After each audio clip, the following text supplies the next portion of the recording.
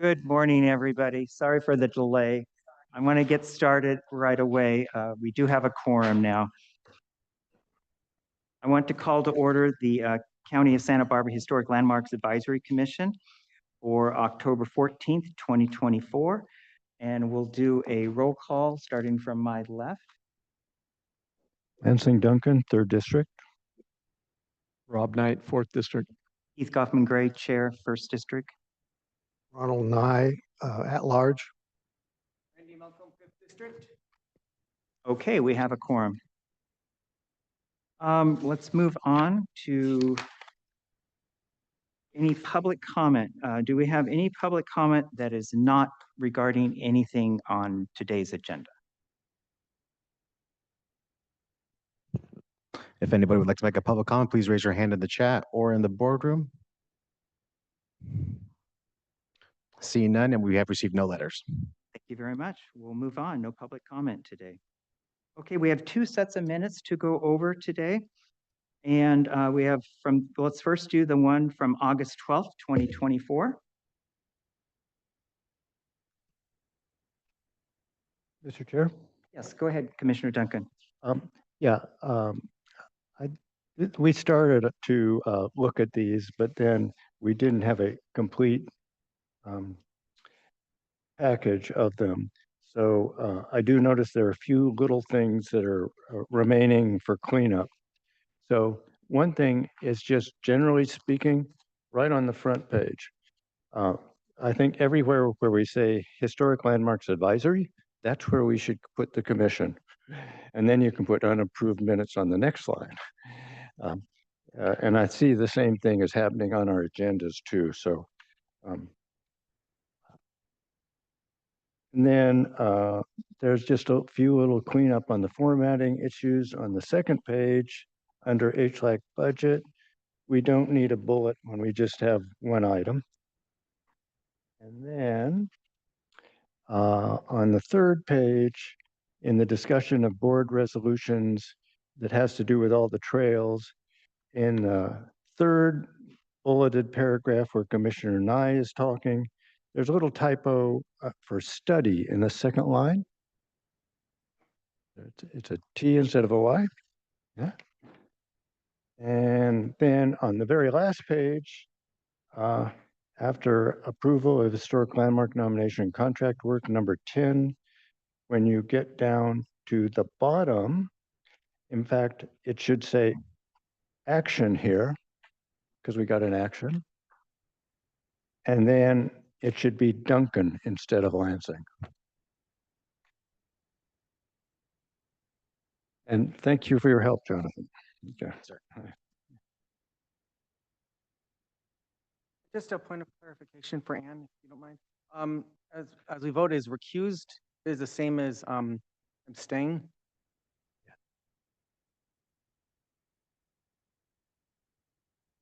Yeah. No, recused would be when you have a conflict or something like that. So that should be abstained, I think. Abstained. Yes, then I'd like to, on item 10, I did not recuse myself. I abstained.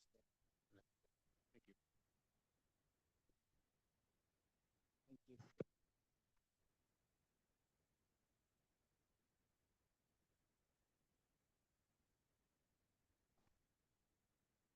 Mr. Chair, I'd move that we adopt the amended minutes of August 12th, 2024.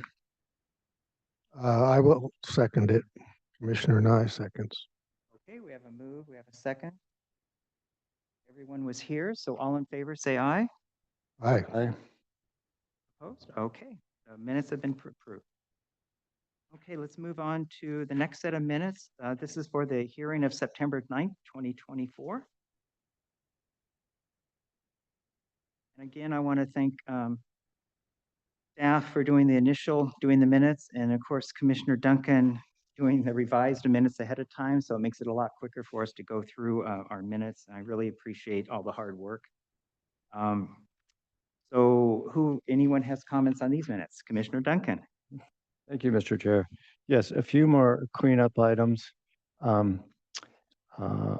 Commissioners Present, where my name is, it says left at 12 o'clock. No, I was here for the entire commission meeting. That's the problem with cut and paste, is sometimes you drag things over. Um, Then down under number 3, minutes, let's put consideration of the minutes of August 8th, 2024. And if we're going to use the word consideration, then we should actually say was continued, since consideration is singular. Yeah. Okay, and then on page 2, under number 6, the budget, something got dropped when we were doing our revisions. And in the second line where it starts Andrew Rasura, it should say the chair has been in contact with Andrew Rasura. And I have some changes in that too. Go ahead while you're there. I was looking at this and there's something that I think was important that is not in the minutes at all. And so I was thinking, Chair has been in conversation with Andrew Rasur regarding changes to the next fiscal budget 2025, 2026, asking for an increase in the planning and development staff support allocation. Our budget has been the same since at least 2011-12 budget. Andrew Rasur stated if HLAC exceeds its budget, hearings may need to be canceled. And I want to add a new sentence, and this is if it's okay with the rest of the commissioners. Commissioner Steinwalk suggested asking for a breakdown on the hourly rate charged to HLAC from staff on the 2011-12 budget versus the current 2024-25 budget. Is that correct what you were stating? Does that sound like is that okay with Commissioner Duncan? Makes sense to me, but I take it that's all in writing that Jonathan has so that he Yeah, can, yeah. So Jonathan, I have a little thing here I can give you For sure. to help you. Go ahead. And then going to number 9, designation of Cold Spring Canyon Bridge, where it says public comment, right now it says none. It should say that there was public comment. Krista Kieha, her name is Krista Kiaha. She was on the call, very poor communication. It was from Caltrans. So she's a representative of Caltrans. Gotcha. Yep.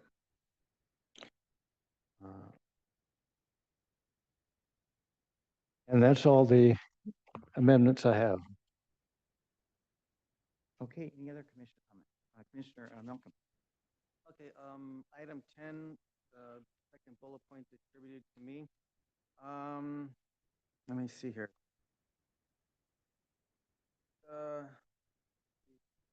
Maybe modify the last sentence. And the second last, that I recommend to be done in-house to avoid the cost. And also I suggested maybe a program through a college or university to utilize the student. Do that. Also, I may have said it's obvious that the bridge should be a landmark. And not have to hire a professional because of that. I don't think I said that. But otherwise, yeah, we do not have to hire a professional, not because it's obvious that the bridge. That makes sense. Okay. Any other comments on these minutes? If not, Mr. Chair, I'd move that we adopt the minutes of September 9th, 2024 as amended. Commissioner Nye will second. Okay, we have a move, we have a second. Okay. All in favor to accept the minutes, say aye. Aye. Abstain? We have one abstain. Okay, thank you. The minutes have been. Staff update. The Planning Development HLAC staff will provide a brief oral announcement or report on items of general interest to the commission and members of the public. Do we have any staff updates today? Not currently. No staff update. Okay, thank you, staff. We'll move on to chair project discussion. I just have a couple of things today I want to go over. an update on the bronze historic landmarks placards. At our last meeting, we got to see 2 of them that were done, but we had 6 that were completed. The ones that we had already agreed to where they're going to go have been distributed to it was Coral Casino, the Santa Barbara Botanic Garden, Rocky Nook Park, and then we gave 2 to North County for Maddie's Tavern and what was the other? Hartley House. Arbor House. And the last one we hadn't yet had it. So today I just want to let you know that Rocky Nook Park wasn't really set the last meeting. You know, our subcommittee went, we showed them where we thought the plaque should be, and we had a conversation, and they still had to meet to make sure that that is where they wanted it. Well, I gave them the plaque, and within 2 days, the plaque was installed. So we actually have a picture today to show you how the plaque looks at Rocky Nook Park. And it's near the entrance, that very first parking lot. And there is a boulder. Normally, we don't do boulders just to distract, but we thought the boulder idea was better than a standing sign in a public park because that could be destroyed. So Jonathan is searching right now for the picture. And I don't know if Coral Casino installed theirs or not. I have not driven by there yet, so it might be installed. And the same with the Santa Barbara Botanic Garden. They were going to install theirs as we showed at the last meeting. And while he's looking, I can tell you that I'm constructing the surrounds that go around the plaques that will be at Maddie's Tavern and Hartley House. And I've got one done. I'm waiting on the other. I want to be able to take 2 to mount when I go to the site. And I have been in conversation, as long as we're waiting here, with Rocky Nook Park, with the County Parks Department, and maybe doing a little ceremony since it was such a high energy nomination over the years, that we might do a little dedication for the plaque. And I believe Commissioner Nye, you were doing some emails to some people. Well, I've lost my contact information for 2 of the women who were leading the charge, and I think it'd be polite to let them know that there's a nice marker up there. So, That's why I was thinking it'd be nice to have a quick little yeah, ceremony, if it can happen. I mean, just to, and it's good advertisement for the county that we have a new county landmark. Jonathan can't find it? Okay, well, we'll just move on, but there is a plaque now at Rocky Nook Park. And it looks very nice. Okay, and the other, the Arroyo Hondo Bridge nomination, as you remember, we authorized funds for Long Associates to do the nomination for Arroyo Hondo Bridge. This is the nomination that we as a commission decided to move forward. Amber Long completed the nomination on October 7th. And so she sent it to me. There's one little thing that she's not been able to find, and so I'm looking further, and that has to do with is there any physical changes to the bridge since its original construction? And I'm going to be inquiring with Caltrans to see if they can look in their search their records and see if they can find anything, if has been any alteration since it was first built. But other than that, it looks very good. Also, because I asked Caltrans about the construction in that area. Like I told you, I had a hard time being able to take a picture of the bridge because of all the construction. She said the southbound 101 near the bridge will be completed in a few weeks, and they're going to reopen the lookout point at the end of the fall season, so that will be another month. So remember, the lookout point is where people can actually park and they can actually walk down to the bridge if they want. So and that is really good news that is reopened. I wasn't even sure if they were going to reopen that. And so just, on this whole nomination, I'm kind of thinking we're working on, of course, we have to do a resolution. I'm hoping to bring the resolution with the nomination together to save time. And I'm looking at maybe our December meeting before the end of the year. That'll give us time to get these things taken care of. So that is what I have today for chair and project. Any luck, Jonathan? No, okay. Okay, well, let's move on to the district reports. Do we have any district reports? Individual commissioners may present brief reports that would be of interest to the public and or commission as a whole. Commissioner Nunn. As I, as I drove down here this morning, I noticed that our poor old Mission Canyon Bridge, which has just literally been repaired 2 weeks ago or something, which took the city, it's actually not part of the county, but it's been hit again on the southern end on the right, northbound. This time, what or who ever hit it really took a chunk out of it. And it's very sad that that one corner is just hit on a regular basis. And one of our outstanding historic monuments. Anyway, that's just FYI. Thank you. Okay, and that's all for district reports. Well, let's move on to our standard agenda, since we do have a very full agenda today. Oh, sorry about that. We have a budget. It's right here in front of me. Okay, let's do the budget. Everyone should have the current budget in front of you. And yeah, let's do that first, and then we'll do the invoice that's in your packet too. So the budget is for through the end of September 30th, 2024. So 25% of our budget time has elapsed, and currently our total expenses is at 25%. But as you know, our big problem is the staff support line item. It is at 55% of the year right now. So we're way under in our other things. But overall, we're at 25%, which is on track for being what we're supposed to. And as long as we're at the budget, I just want to follow up that after our last month's meeting, I did send an email to Mr. Brasura asking for the breakdown of the hourly rates as was suggested at our last meeting.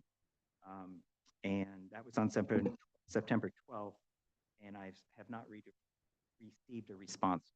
I want you to know that I did follow up on that request. This is for the 2025-26 budget, hopefully.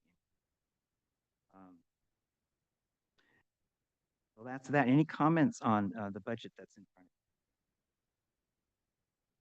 of you? Okay, in your packet for the budget, we also have the invoice from Long Historic Preservation Services. This is for the month of October. As you know, the Arroyo Hondo Bridge nomination, we had authorized up to $1,000 to create it, and we were billed $500 so far. And then there was the hearing on 9/9, which they were present, and so we were billed for that amount. Of course, that amount came out of our budget for the quarter. So we both are way under the $1,000 that we had budgeted. So I went ahead and authorized the payment of this invoice. Any questions on the invoice at all? And that's all I have for the budget. Any other questions on budget? Okay.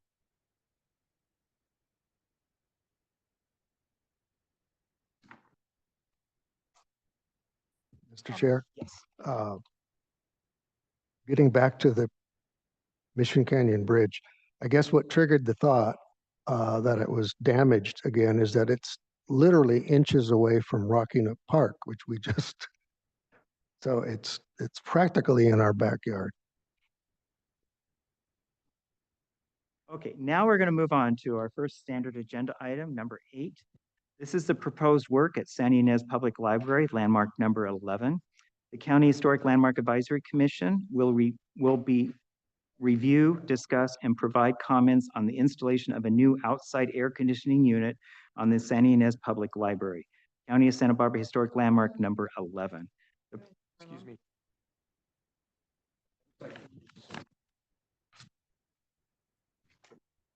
There was a revised Oh my, agenda. I'm sorry. It says revised. Both of these say revised. So they got moved. Well, mine says public library. Two revised and they had switched them on me, so, okay. I'm very sorry. about that one. Okay, so let's go to, we're still on item number 8. The roof replacement of historic landmark number 1, the San Ramon Chapel. The County Historic Landmarks Advisory Commission will review, provide comments, and approve with modifications or deny the proposed re-roof of the County of Santa Barbara Historic Landmark number 1, Santa Ramon Chapel. A lightweight concrete in cedar shake look is proposed with 2 color options. Option 1, cedar light 600 autumn wood. Option 2, cedar light silver wood or high profile shake asphalt shingle in country gray.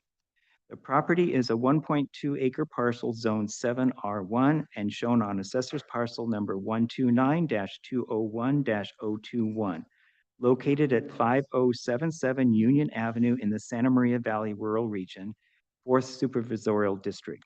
HLAC may also impose reasonable conditions as deemed necessary. HLAC will also consider determining that the above actions are exempt pursuant to CEQA Guidelines 15331, historical resource restoration, rehabilitation, which consists of projects limited to maintenance, repair, stabilization, rehabilitation, restoration, preservation, conservation, or reconstruction of historical resources in a manner consistent with the Secretary of Interior standards for the treatment of historic properties with guidelines for preserving, rehabilitating, restoring, and reconstructing historic buildings. Weeks and Grimer and the activity would not cause a substantial adverse change to the significance of a historical resource. Now, this is a continuation from our last meeting, September 9th. This in your packet was the new potential roof roof look-alike that you should have in your packet. Unfortunately, I wasn't able to get the Cedar Light samples in time. They said they would be here, and anyway, I just got an update this morning that it's November 11th. So, Okay, well, is this a continuation? Do you want to just go ahead and go over what you've come with Sure. since the last time you were here? yeah, great. So, I spoke with roofers about materials that were available somewhat readily available in our area, and the Cedar Light was something very similar to the Sea-Dur product that one of the commissioners proposed last time. And so, and it's a lightweight concrete tile. It should be compatible with the existing structure without any structural retrofit. And then it's easy to install because it's a familiar material for the roofers. So cost-wise, it's not a bad upgrade that we're paying for. So, and then so on the handout. So again, unfortunately, I don't have physical samples of those, and I know that's what this meeting was about. But here we are, and I do have the photos, and then we could open the website if you'd like. But those were from the website. Those photos, and so as far as looking like cedar, and which was the original roof on the building. I think we're headed the right direction. I hope you agree. It is a fire-rated roof, so we don't have to worry about any additional systems to make it comply with the high fire zoning of the structure. So anyway, and so there's 2 color options. I know we were leaning towards a weathered gray look, and so from the Cedar Light website, those were the 2 that I found to be most compatible with your suggestion, and probably the silver wood is more so. It has a little more of the gray in it. The physical samples that I did bring are the asphalt shake shingle. So it's kind of the higher end of the asphalt option. Very high dimension. There's a picture of the country gray Solaris product installed on a roof for you to see, and I think it begins to get the point across of a shake roof, but probably not nearly as good as the Cedar Light. So anyway, that's what I have for you today. And there's two samples. One is an autumn wood, which is more brown, and then the country gray, or yeah, the country gray was the grayer option. So I think if we go that route, then probably the country gray is the way to go to maintain the color of the original roof, get close to it. Any questions for that? Mr. Chair, yeah, could we have that illustration of the Cedar Light product? Okay, so these two, are they made to look more like shake or more like shingle? Or are these supposed to be one more like shake and one more like shingle? So let's see, they, I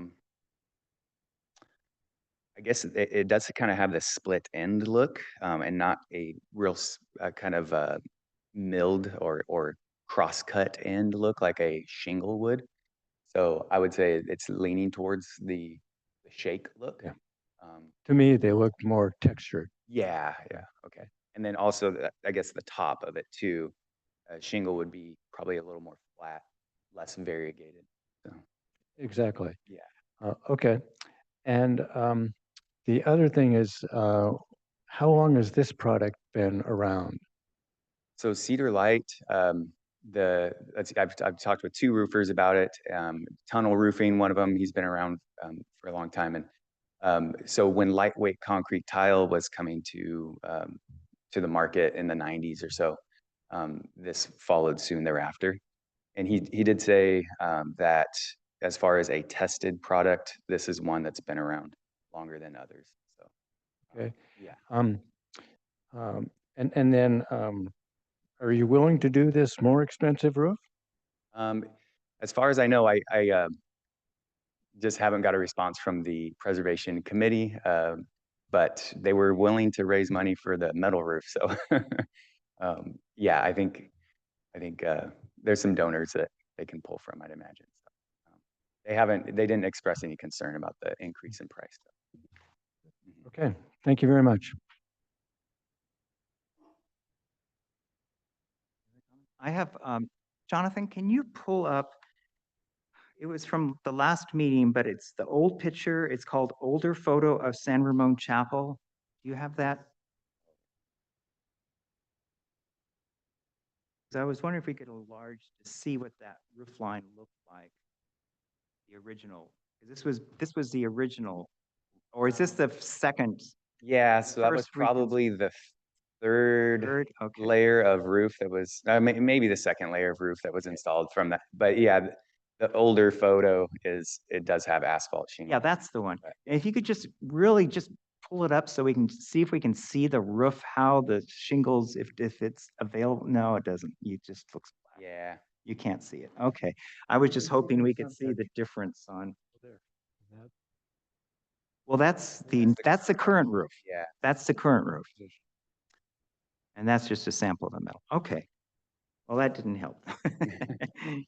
But I was just thinking that between the two, the first option one looks more like it's what it looks like now, versus the option two. Yeah, it's definitely a lighter shingle. I'd imagine the more brown tone will eventually weather as well. Yeah. And, Okay. either one Any is more, probably good. questions? Jonathan, could you scroll back to the current picture of the church? Just go back up to.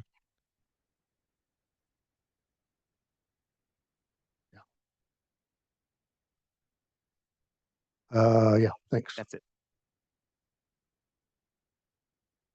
So the question is, how rustic should it look? I mean, ordinarily, either one of these samples of the Cedar Light would work, seems to me.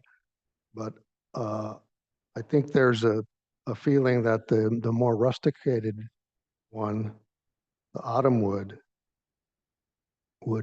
fit the era of this building better. I don't know. What do you think? I don't know what it is. it's a dumb comment. I don't know what to say, but I think if we are interested in the sort of the rusticated look, we would go with the autumn wood. Well, aren't they both the same? It's just one is darker than the other? I think Yeah, both cedar lights. Yeah, it looks to me like the one on top has a rougher surface but that just could be the picture. yeah, there's probably more photos on the website, Jonathan, if you want to. So if you're saying those are virtually the same item, then it's back to color. Yeah. Okay. Yeah, Commissioner Melko. Just need to clarify. So, they're saying the cedar light, in your opinion, is probably looks like the original roof, Yes. and so the asphalt is probably the second or third. Yeah, Okay, so both have historic merit for the chapel itself in terms of looks, right? Okay. yeah. Okay, well, before we get to comments, and we need to give him directions today because they've waited another 30 days and winter's coming, so they want to get started on this. There's a So we little need to make a retreat decision to today. do But to first, hold let's this up do for a stuff. public comment. Is there any public comment on this issue before we move forward? If anybody would like to make a public comment on this item, please raise your hand in the chat. Seeing none? Okay, have no I'll letters. make sure we get that done. So let's move on to comments from commissioners. So I think what we should do is make a decision what we'd like them to move forward with. And I guess we should do a motion on this too. So let's start with Commissioner Malcolm. Okay, just a comment. Since both have historic merit for the church itself in terms of looks, and they've been pretty sincere about how to, what to do with the roof and how to put a new one on. I think either would be fine, and to leave it up to them, which one they would like, which one they prefer. Are you talking about option 1 and option 2, or are you talking about the color of? As far as the asphalt and the cedar light shakes, and color, what they prefer. I think we can leave it up to them. But Mr. Chair. Go ahead, Commissioner Duncan. Thank you. First, I want to thank Mr. Hassel for his continuing work on this and his willingness to go and find a better product. Something which is obviously far more consistent with the original roofing of the church. Obviously, one of the motivations here is to simply get a roof on there that lasts longer, that doesn't have to be maintained. And I think actually with this synthetic product, you will find that it lasts a long time. And that's one of the why I asked that question about how long has this product been around. Yeah. And personally, I don't quite believe the 50-year promise on the asphalt roof that we have samples of here. I've had a number of asphalt roofs, and none of them have lasted as long as they were rated for. And I also have to say, it's really clear that this look of this synthetic product is far more convincing in appearing like shake.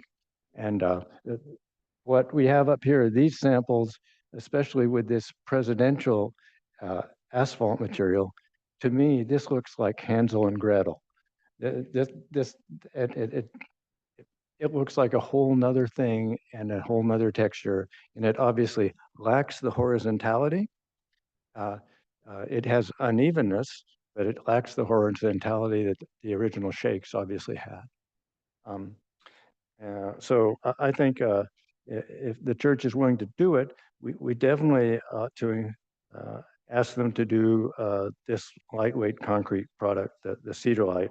And I would suggest the autumn wood material.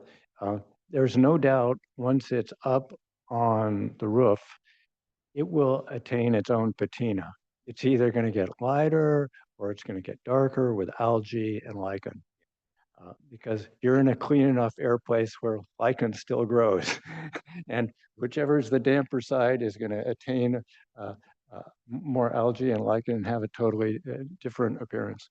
But I think it's great. I think Commissioner Woodhash would be pleased because this is the direction he was suggesting last time too. Is there a comment? Commissioner Nye. I agree, of course, with Commissioner Duncan. I think the asphalt shingle would be a disaster for this building, and that certainly either of the cedar light options would be the one I would go with. Thank you. Oh, well, okay, looks like I'm doing my comments. You know, I aggressively agree with everyone's comments so far is that the cedar light, I think, is the best option. I feel bad because it is more expensive, and I know this is a nonprofit, and it's just more money they have to figure out how to pay for it. But sounds like they're okay with that, which I really appreciate that for them to want it to look as historic as possible and not just do the cheapest thing out there. So it looks like we have a consensus here for this cedar light. Should we do a vote on this? Sounds like I heard autumnwood. I guess silverwood sounds like it'd be more gray. Silver sounds like it'd be more gray versus autumnwood might be more brownish. I mean, it's hard to tell on these two, but I'm open to either one. It sounds like autumnwood was mentioned. Any discussion on color that we can give them direct? Or just leave it up to them between the two? Okay, we can just approve that we want to go cedar like either one of these colors. Because maybe one's out of stock, we don't know, and they need to get a roof on before the rains. Anyone want to tackle a motion for this? Mr. Chair, I'd be glad to. And once again, I want to thank Mr. Hassel for his efforts here and the entire, please convey to the entire committee how grateful we are that they are taking such good care of historic landmark number 1. And we desire that you keep it number 1, and that's why we're very pleased that you're going with a roof, which is going to help maintain the integrity of the structure rather than detract from it, which was our concern with the metal.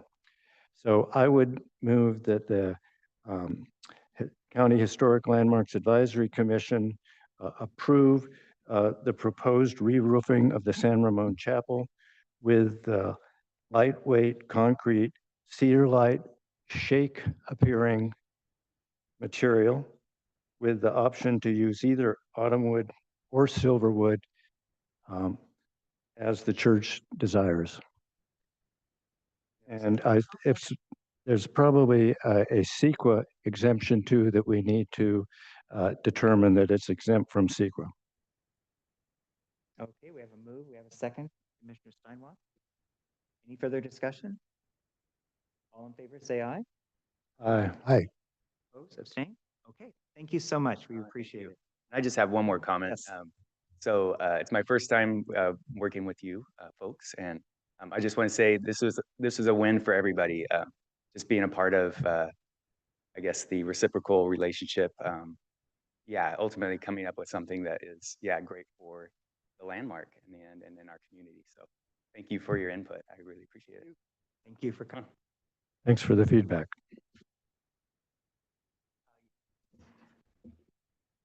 Okay. Oh, yeah. Go ahead. I'll go ahead and read this agenda item. Now we are doing agenda item number 9. This is the proposed work at the San Ynez Public Library, landmark number 11. The County Historic Landmarks Advisory Commission will review, discuss, and provide comments on the installation of a new outside air conditioning unit on the San Ynez Public Library, County of Santa Barbara Historic Landmark number 11. The property is a 19,985 square foot parcel located at Assessor's Parcel number 143-213-017, zoned C2, located at 3596 Gunto Street in the San Ynez Plan area. This is in the 3rd Supervisorial District. Do we have any staff comments. Oh, everyone should have today at your, when you came in, there is pictures of the proposed ward that sit on your dais. Was any questions from staff or anything from staff on this? Oh, and I forgot to ask for any ex parte on this. Mr. Chair, Yes. I stopped and looked and took pictures too, but it looks like we've got some pictures this morning.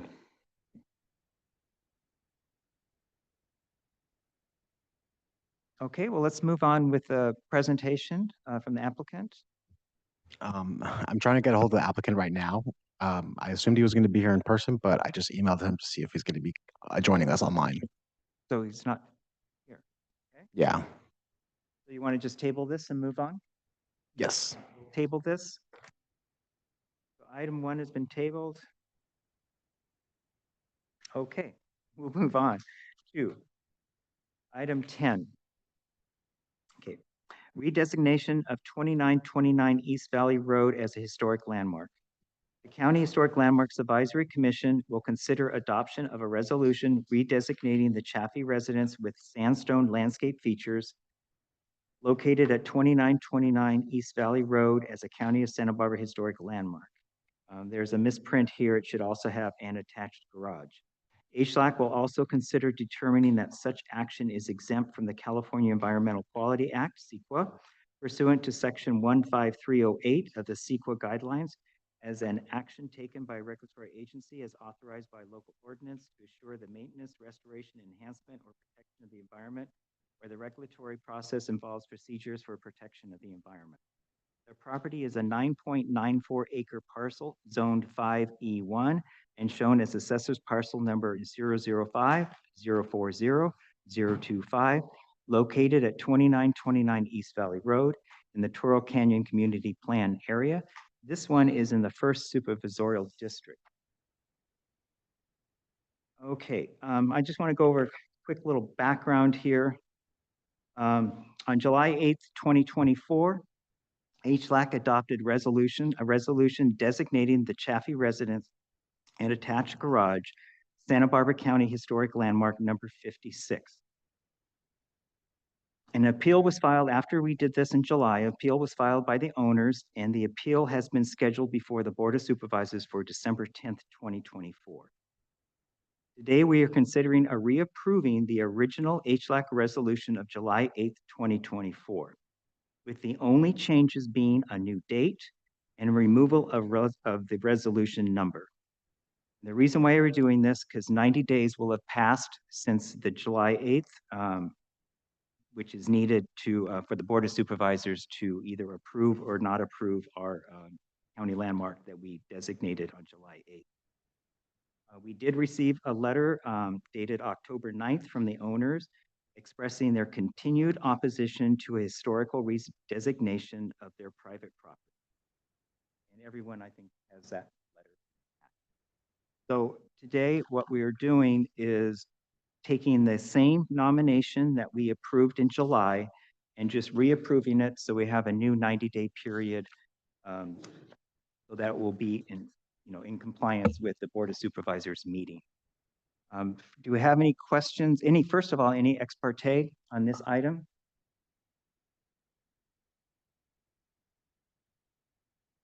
Okay. Any staff, anything update on this? No updates on this project. Okay, well, we're not doing a presentation. We're just re-nominating this. So we can open it up for questions for commissioners on this item. Mr. Chair? Yes. Yes, we received a letter from Brownstein Hyatt Farber Schreck LLP, and it lists a whole bunch of different objections to the designation, which I carefully read. And then the other thing is it talks about all these changes to the resolution, but I couldn't find those changes in the copy we have. So I'm sort of wondering about that. The only little change I could see is somebody took an is and changed it to an R And I would suggest we change it back to an is, but other than that, the only changes I could see were the ones you spoke about, the date. Commissioner Duncan, what happened is the wrong resolution was posted in the box. And I don't know how this happened, but I want to apologize to the applicants. I mean, because they thought the resolution was changed and they spent all this time writing this letter about the changes, when in fact, we're not changing the original approved resolution of July 8th. Except for what I just said, date. And so everything you see there, unfortunately, a lot of time and I'm sure money was spent researching all of this for this letter. And it was, I don't know, County Council, if you want to say anything, but I think it was, the way I understand it, it was the wrong one was put in the box and then it was replaced. I don't know how to word it, timely manner. I'm not sure how long it was up there because I didn't know about it until after the fact. And we got this letter. No comments from County Council? I think that's correct. The old one was put up first and then replaced. It was replaced with the one that. So yeah, it's a very unfortunate situation. Would you like me to point out the one thing I saw that was changed? Go right ahead. Okay. So in fact, it was referring to one of the paragraphs that were cited as changed. And it's the paragraph that's listed as 2D when it's talking about the interior of the Chafee residence and attached garage. And what I noticed in the previous one is it says the interior of the Chafee residence and attached garage with sandstone landscape features, including the interior work authorized by issued county building permit 22 BD. I'm not going to go through all these numbers, but the point is it says including those things and 24 revision. And then there's a comma and it says is not subject to the foregoing conditions. That's the way it read before with a comma and is. And now it's actually the comma was taken out and R was substituted. Now, I'm not an English major, but I think actually in that case, because it says interior and the other is including, and that's a qualifying clause. Since they're not connected with and, it should go back to is. And for clarity, I think the comma should go back in too. So what I would suggest is, and I just would want to make sure this is something also that in this case, the owner's representatives, since they're concerned about how this reads, understand and would want us to have, if we're going to adopt the designation. So the suggestion is to go back to the original, which it says 24 REV 00185, comma, and change the R to is. The whole point being the interior isn't, and then including. So that's my question of the owner's representatives when they get to the podium. Okay, thank you for catching that. Any other questions? Okay, so let's move to a public comment on this. If anybody would like to make a public comment on this item, please raise your hand in the chat or in the room.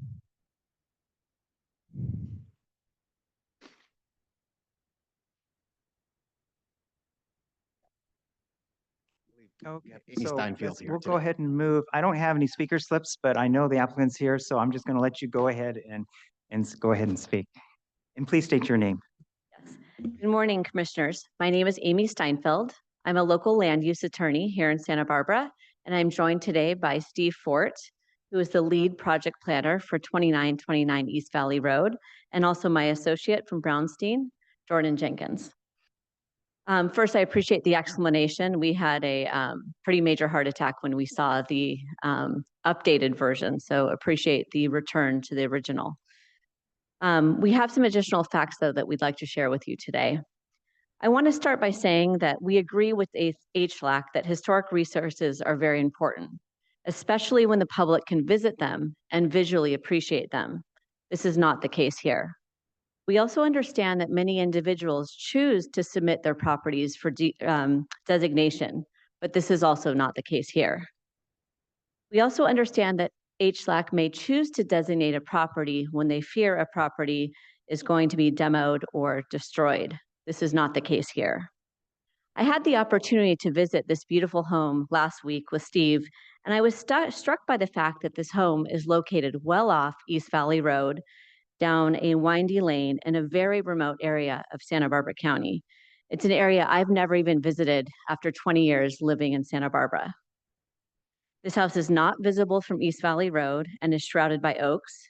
This is very different than the Coral Casino, All Saints by the Sea, or the Stowe House.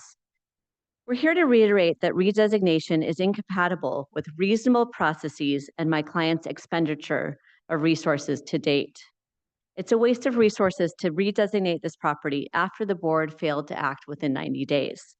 This could create a continuous cycle of redesignation and failure to act, where homeowners in the county are forced to spend resources on defending themselves, and they could be stuck in a perpetual loop of uncertainty. When the owners purchased this home back in 2022, they had no expectation that it would be designated. Designating a private property against a homeowner's wishes is highly atypical in this county, as we discussed at the July hearing. In fact, we couldn't find any evidence in recent history where a property was designated against an owner's wishes. As we shared with you previously, to say the homeowners are careful stewards of the property is an understatement. They've hired county-recognized historians, engineers, designers, architects, planners, landscape architects, and contractors, and now a land use attorney, to ensure they're carefully maintaining this historic resource, yet it can still become a home for these homeowners and not a museum. When I visited the property, I was able to meet the contractor and see really all of the attention and detail and care that has gone into this home. The homeowners have carefully selected like-for-like materials that match the finish and color where replacements are needed due to damaged materials like the slate roofing. And in fact, the patterning will even match the historical patterning. The Santa Barbara Board of Architectural Review has raved about the project design, not once, but twice. The homeowners have done everything right in restoring this property. They've met every requirement and have spent significant time and resources to not just to restore the property, but to make it safe and habitable. No good deed goes unpunished, it seems. Also, my clients are not interested in the exemptions provided by the Historic Building Code, and they will not qualify for any tax benefits. These are some of the new facts I wanted to point out that have occurred since we were last here and earlier in the summer. HLAC's actions have brought unwanted attention to this private property. The homeowners are very private people and did not seek any attention. Unfortunately, as a result of these noticed hearings, recently trespassers wearing large hats have entered the property by hopping over the gate with a large camera. We believe the attention by this process has brought to this private address has encouraged folks in the county that has led to these unlawful trespass events. We're also very concerned about copycat trespassers. Continuing to post this address due to these public hearings in advance of a highly publicized December 10th Board of Supervisors hearing and any signage indicating that this home is designated could further exacerbate the public confusion and attract members of the public to attempt to violate the homeowner's privacy. This home is not in a public space where the public can view its historic nature, nor can it be seen from any public roads. Today's decision also has implications for future would-be historic home purchasers. As you all know, Santa Barbara County has one of the most onerous land use and building permitting processes in the state. My entire land use group at Brownstein, we spent years trying to get our clients' permits. Designation would yet add another layer of review, which would disincentivize potential purchasers from choosing to spend immense resources restoring historic homes. These homes will remain vacant and continue decaying. Restoration already takes significant time and resources without the additional review and opinions from an up to 11-person commission. If this property gets designated, as you can see from the resolution, any alterations, repairs, additions, or changes, such we heard earlier today, installing HVAC, has to now be done under the direction and control of HLAC.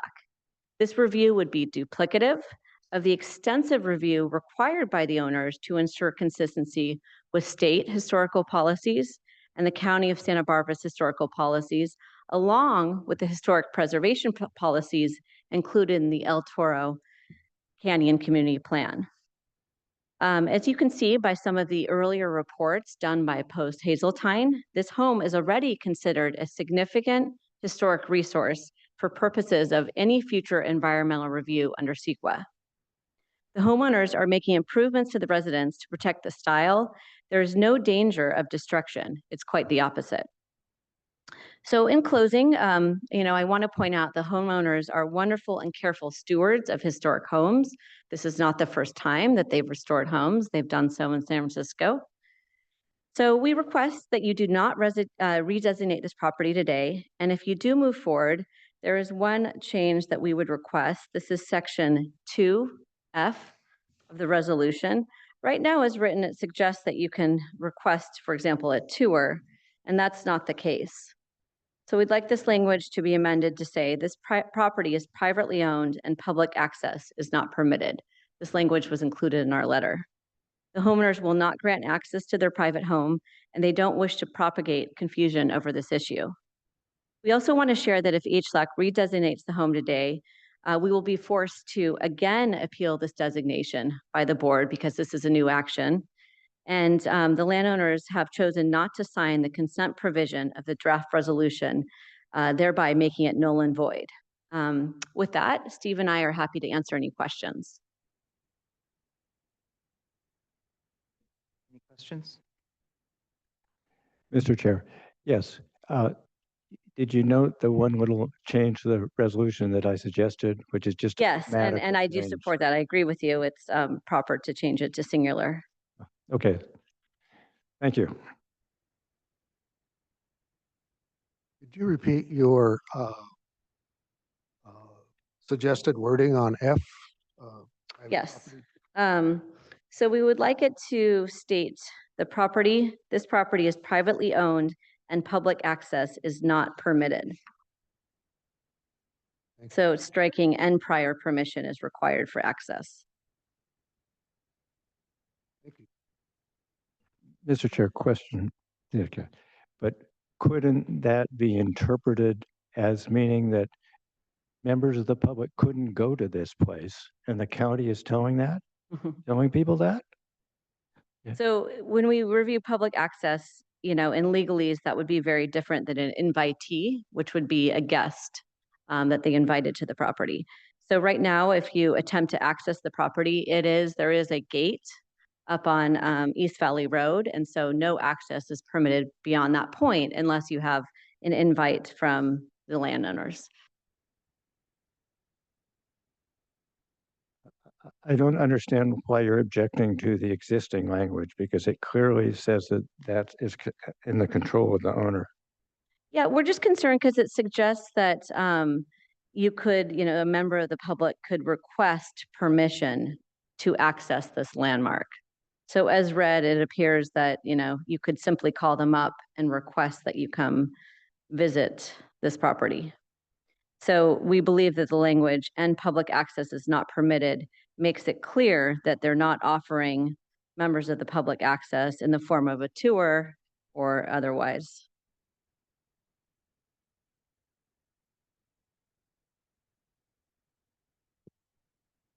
Thank you. Any other questions? Thank you very much. Okay, thank you. Madam Chair, excuse me, Mr. Chair. Okay. How about if you change that to unauthorized public access is not permitted?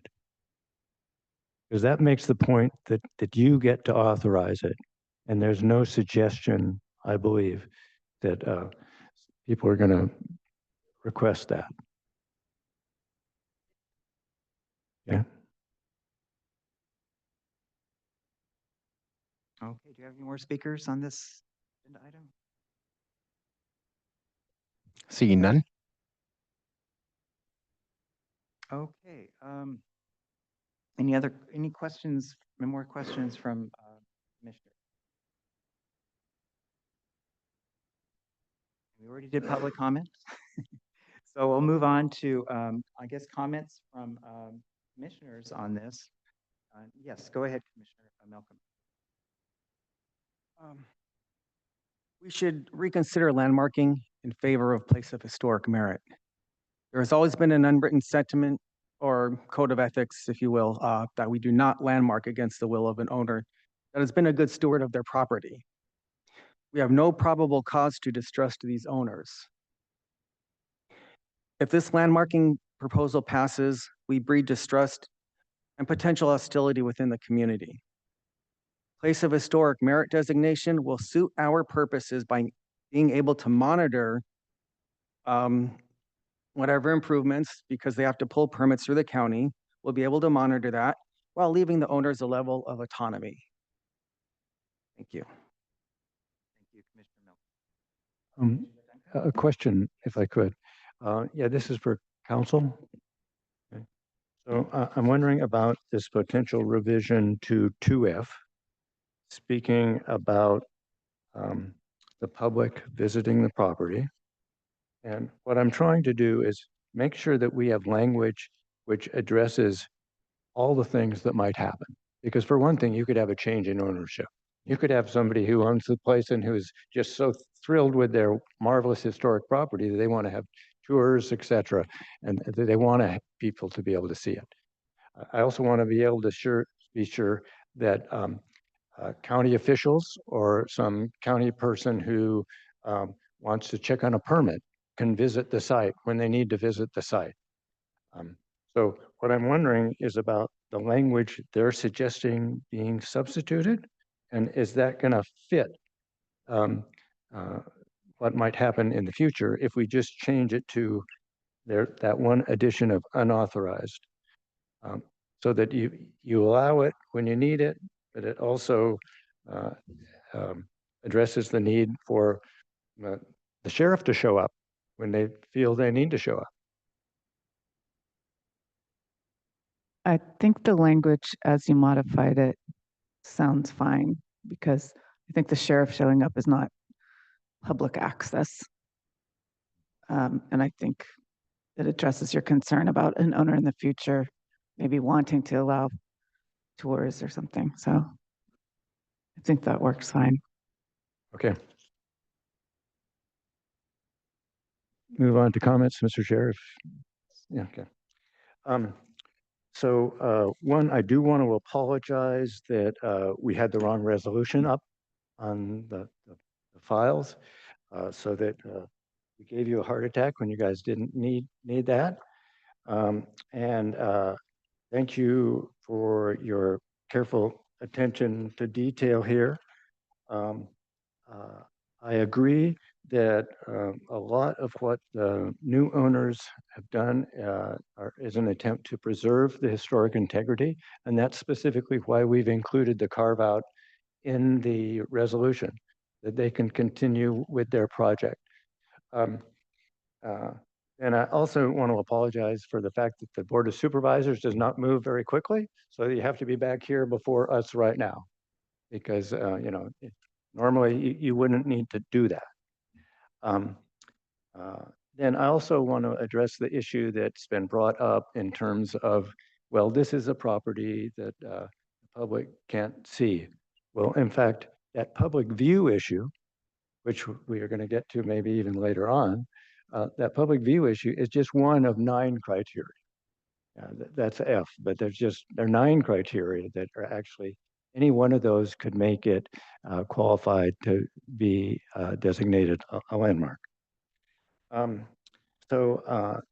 Then as far as changing this last item regarding the private property and discouraging public access, if council says that that amendment with the addition of unauthorized will work, then I'm in support of that and making that change. And obviously, we don't want to encourage looky-loos who are uninvited to the property. That's not our desire. We just want to make sure that in the future, uh, that historic integrity will be maintained on such a wonderful property. So, Mr. Chair, I'd be willing to make a motion if somebody else isn't willing or has other comments that We're still want in to change things. for other commissioners. Any other commissioner comments? Commissioner Nye? Commissioner Duncan said it all so well that I can't add anything to that. That I agree with his position, and I'm interested in moving this forward on designation. Thank you. Well, I haven't changed my opinion since when we first started this. I think this is just a very unique historic resource for the county of Santa Barbara. Our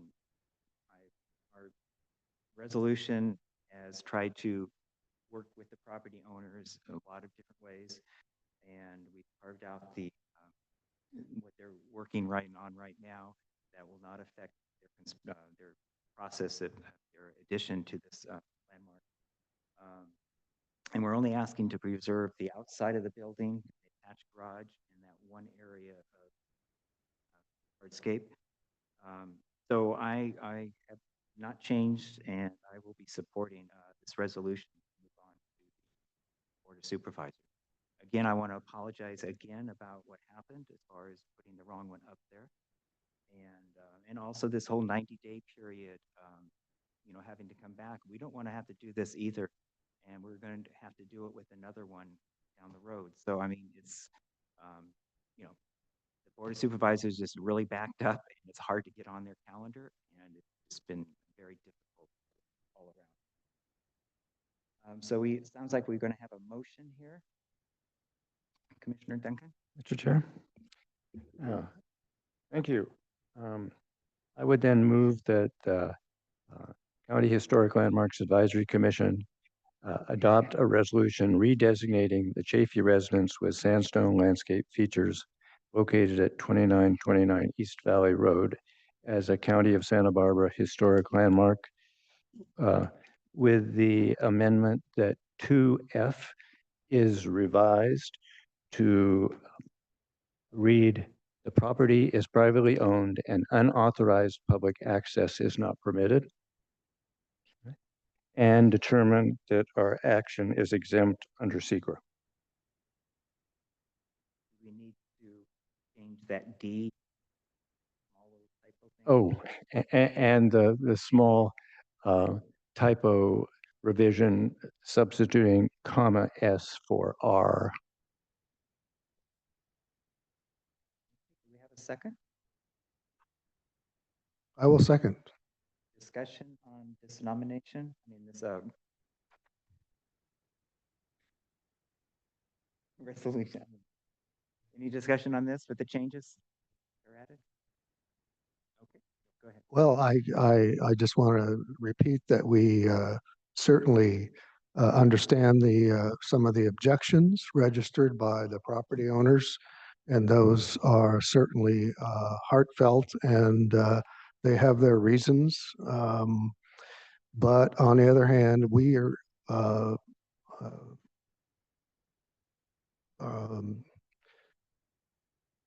by law required to do what we're doing, which is to preserve historic resources as best we can for the public, and not just for the moment or for this owner, but for the future as well. And since we have spent a lot of time revising our nomination or designation to address as best we can the objections by the owners, I think now we can go forward with this designation. we? Chair, I have a comment. Yes. I just want to clarify, the resolution reads the Chaffee residence and attached garage with sandstone landscape features. It should be called the Chaffee Residence, not the end. So let's do a roll call vote on this. We have a move, we have a second. So I'll go my left to right. Commissioner Duncan, Aye. Commissioner Knight, Aye. Mr. Steinwalk. Aye. Commissioner Kaufman Gray. Oh, wait, I'm sorry. Commissioner Nye, Aye. Commissioner Malcolm, No. and Commissioner Kaufman Gray. Aye. Okay. And thank you for coming today.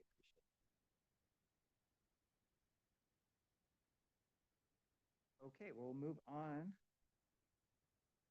to item number 11. This is a letter endorsing the listing of the Ballard Adobes on the National Register of Historic Places and the California Register of Historic Resources.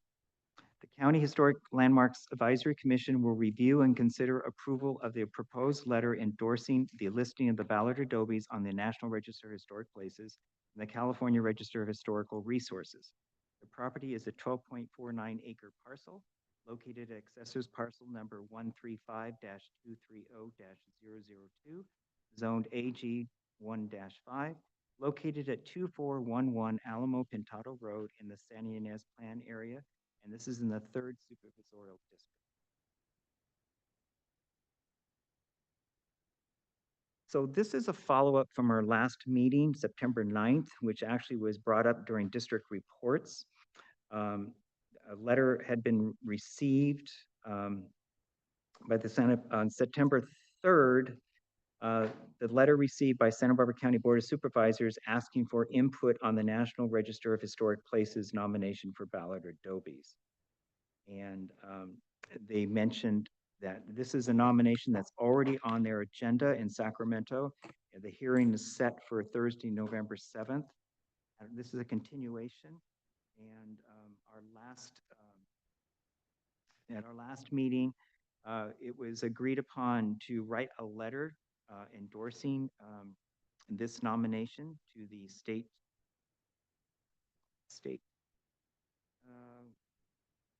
Historic Resource Board. And so in front of you is a letter as I was directed to write. So this is a draft letter. And so today we're looking at the letter and seeing if we want to make changes and to move it on. So it will get up to their meeting for November 6th. So that's my little background. Any staff changes or anything your end? No staff changes. Okay, any ex parte from commissioners on this item? Mr. Chair? Yes, go ahead, Commissioner Duncan. Yeah, I did, when I looked at the first draft and contributed what I thought would be good revisions to the first draft, do some research. That's obviously what we need to know here, is to try and find out what this process is, because it's a national register that they're looking to be listed on, but it's going to the state. And so part of the process is that the state gets to look at these things before they get forwarded nationally. And it's the SHPO, that's the State Historical Preservation Officer, who looks at them. And that's Julianne Polanco, who this draft letter is addressed to. And I thought actually the nomination itself was so excellent that we quote extensively from it in terms of how it meets their criteria A and C. And so that's what I was able to determine here.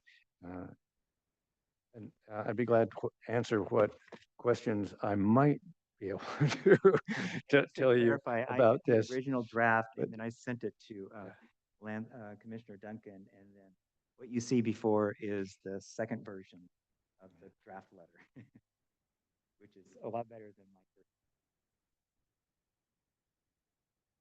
So any questions on this letter?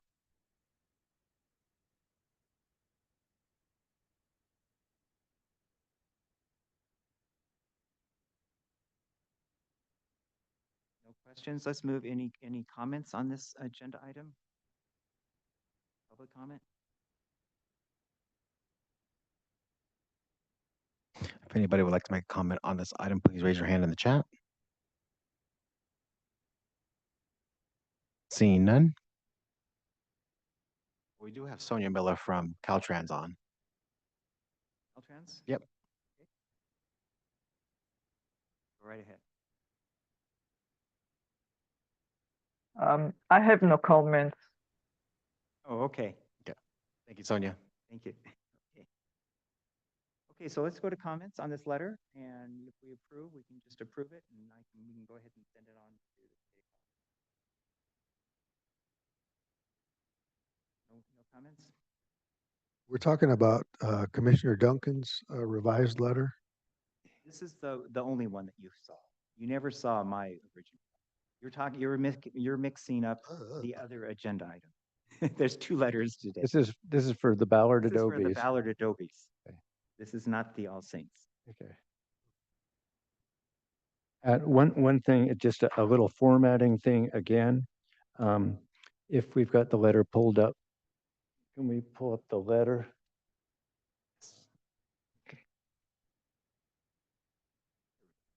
There we go. Yeah, just a formatting thing at the top. Let's make it read Santa Barbara County and then Historic Landmarks Advisory Commission on the second line. That way, I'm trying to keep Historic Landmarks Advisory Commission Oh, all yes, in yes. one block.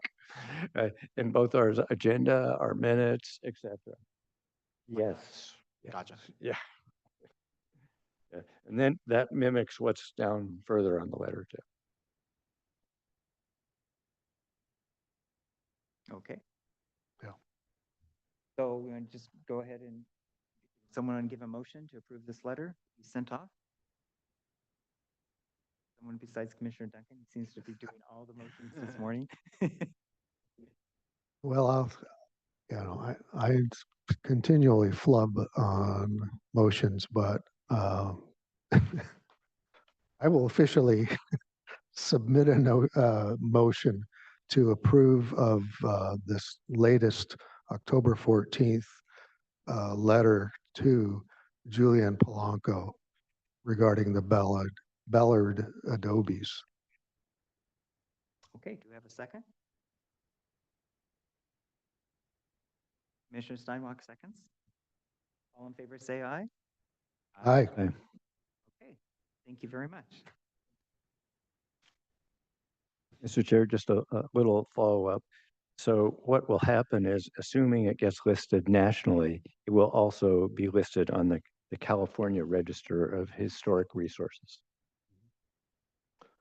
Also, Mr. Chair, I guess nobody is representing this property today. I'm a little disappointed because the registration form is just so outstanding. It's an excellent, one of the best ones I've ever read. And I wish I could tell the consultant from Chattel Inc., which is a historical company that we've run across at least once before for their outstanding document with the historic photos and in-depth research. And this is an excellent documentation of that property. Thank you. Okay, let's move on to agenda item number 12.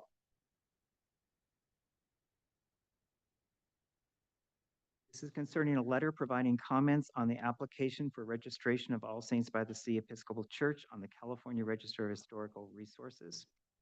The County Historic Landmarks Advisory Commission will consider whether to write a letter providing comments on the application for registration of All Saints by the Sea Episcopal Church on the California Register of Historical Resources.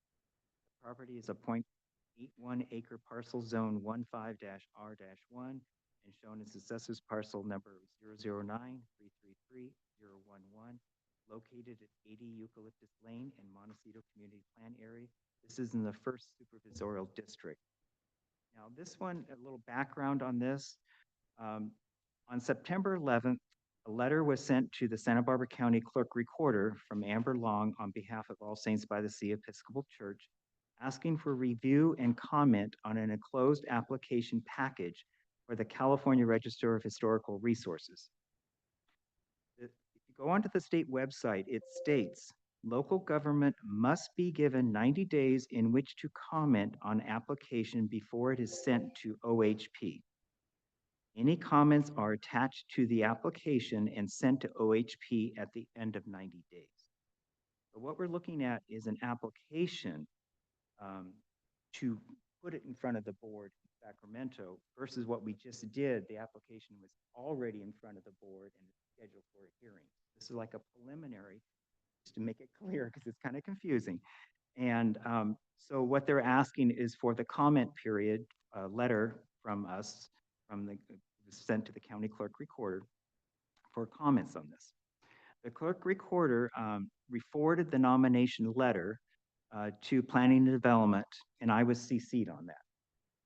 And as chair, I decided that it's our purview for historic landmarks that we should bring this forward to HLAC for consideration to write a letter to the state board. Today we decide, do we want to provide a letter in support of the nomination?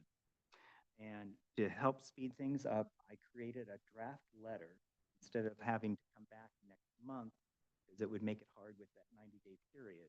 So I did a draft letter for us to look at if we want to move forward with a letter that we can change and work on it today.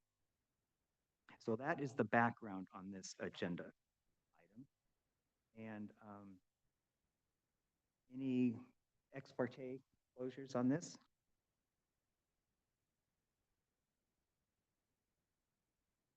Mr. Chair? Yes. No ex parte, except that then I wrote another draft of the letter, so that's also probably before you somewhere here. Yeah, sorry. Yeah, there was original one, and this is the one that you'll have two. Yeah. So the one that it had the wrong regarding, it says National Register, it should be California Register. That letter, that was in the packet. Do not look at that one. There's another letter that was put in the box, and it was on your dais this morning. And that one says regarding California Register of Historic Resources, and it has a lot more detail on the letter. Now, one of the things I want to bring up when we're looking at this letter is who to address it to. My original letter was to the to Amber Long Historic Preservation Services, because I thought that since they were the ones that were asking for a letter, that the letter would go to them and they would attach it to the nomination for the state of California. Commissioner Duncan had, a good argument that it should be addressed directly to the California Department of Parks and Recreation, and then it still be attached to the nomination that way. So this is something we can kind of decide who the letter is supposed to go to, either the two. So just want to point that out to everybody. So is there any questions on this? Why are we doing this? Oh, and as just before, I just want to mention that we have received by email dated October 11th from William Delvac, and you should have that letter on. Just email.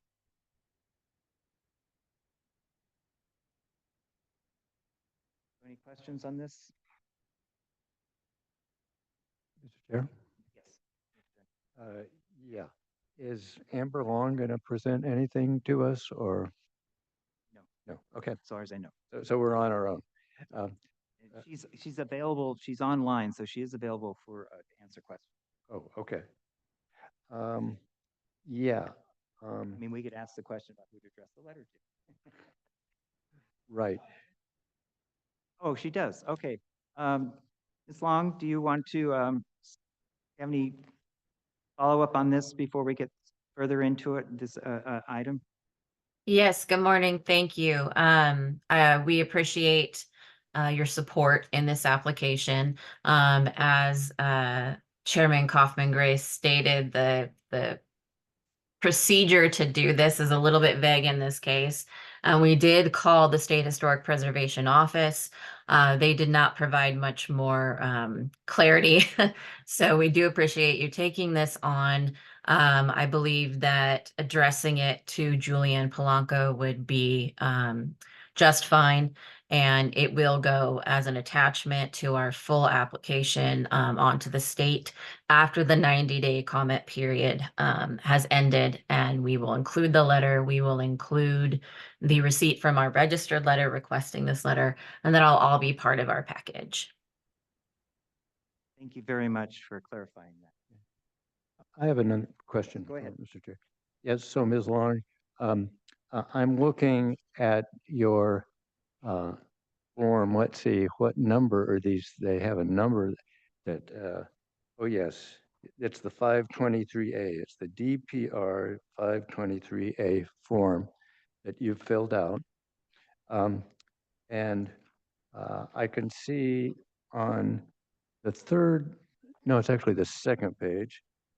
It talks about the criteria for NRH being the National Register, although that's not what you're looking for here, and the California Register.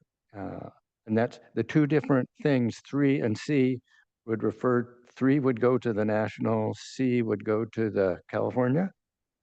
That's correct. At the time that these DPR forms were prepared, we were using the evaluation analysis done by the church's original consultant in 2015, which they were also considering the National Register at this time. At this time, the church is only moving forward with the California Register nomination. You are correct that the 3 is part of the National Register criteria, and C would be the state criteria. The criteria are the same. It's just that the national level and state level, one gave them numbers, one gave them letters. So that's why you see both of those there. Okay, and then I get down to the bottom of this discussion and it says continued.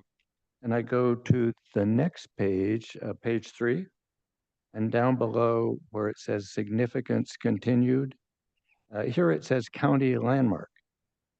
And the thing is here, once again, I think you're going back to post Hazeltine's 2015 analysis. Let's see. So I'm sorry, I'm looking for where we've continued this. Okay. Yes, we are going back to their analysis from the 2015 report and have included that here. I know that there's additional questions regarding the landmark criteria. This was pulled from their report. You will also see that on page, it's called the building structure and object record, which you're on now. So if you go down to B14, you will see that we have quoted Post Hazeltine and the date of their report as the source and evaluator of this documentation. My firm simply took their information and put it in these forms for the process of going to the state for this designation. Okay, but there's just, from our perspective, these aren't the county landmark criteria as we look at them. We look at A, B, C, D, E, F, G, H, and I. 9 Correct. criteria. 9 Correct. criteria. So at the time it was written in 2015, the criteria were different. And so that has not been reflected here, and that can be a change requested and updated. We are simply reflecting their report, which used the criteria and designation system in place in 2015. Okay. Thank you. My pleasure. Ron, questions still? I mean, we're not really supposed to be reviewing your nomination, but I just want to make it clear now, the address is now been changed officially to 80 Eucalyptus Lane instead of 83?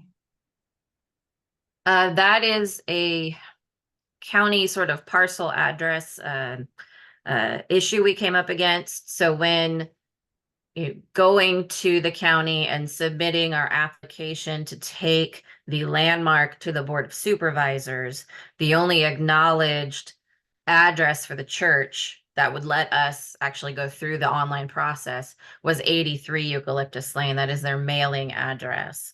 Through that process, we realized that while that is their mailing address and that is what the county system acknowledges as their address, the parcel, the individual parcel that the sanctuary building is on is actually 80 Eucalyptus Lane. Okay, because that's how we changed the nomination for going to the Board of Supervisors with the 80, correct? Is that correct?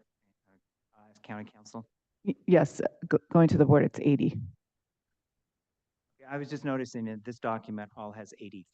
I was just thinking, Yes, that wasn't something we understood until we, it was requested that we apply for a designation permit to take the nomination to the Board of Supervisors.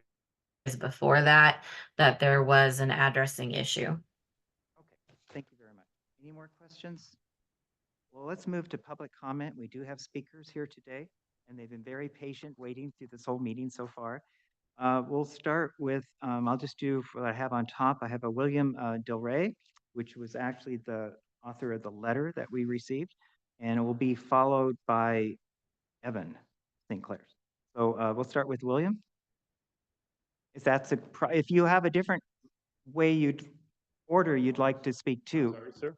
If you'd like a different order of speaking, just let me know and I can- would actually prefer to go at the end so I understand Okay. the arguments. That's fine. Thank you for that accommodation. Sure. So I'll start with Evan, and then we have Katie. Okay. So we'll start with Katie. Evan? Good morning, Commissioners. My name is Evan St. Charles, and I'm a Senior Associate and Architectural Historian with Architectural Resources Group.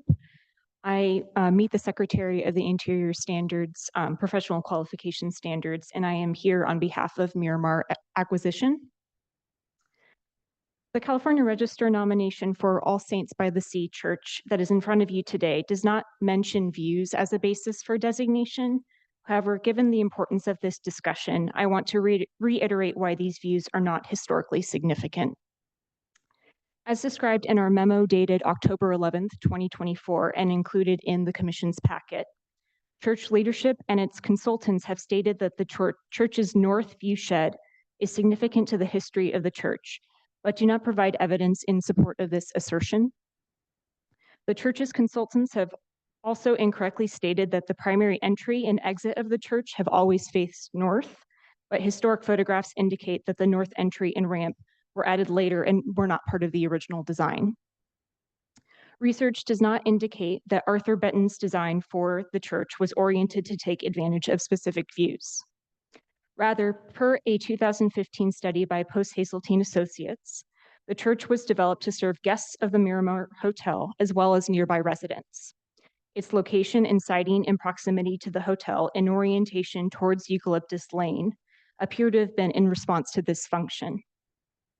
Additionally, the church's north-facing windows are filled with stained glass, and thus views of the mountains are not visible from inside the sanctuary.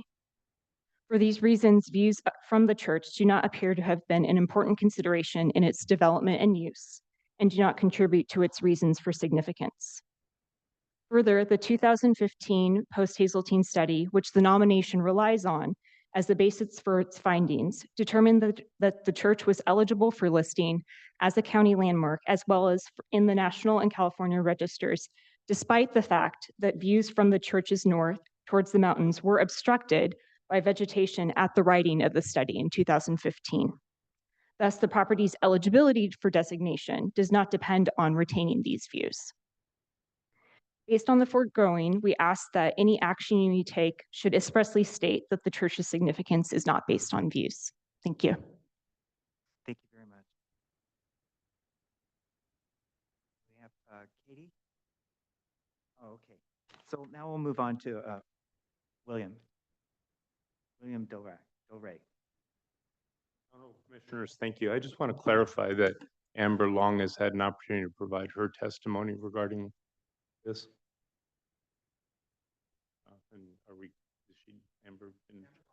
No, but I mean, she has more testimony. Amber, did you have more testimony to give for this project?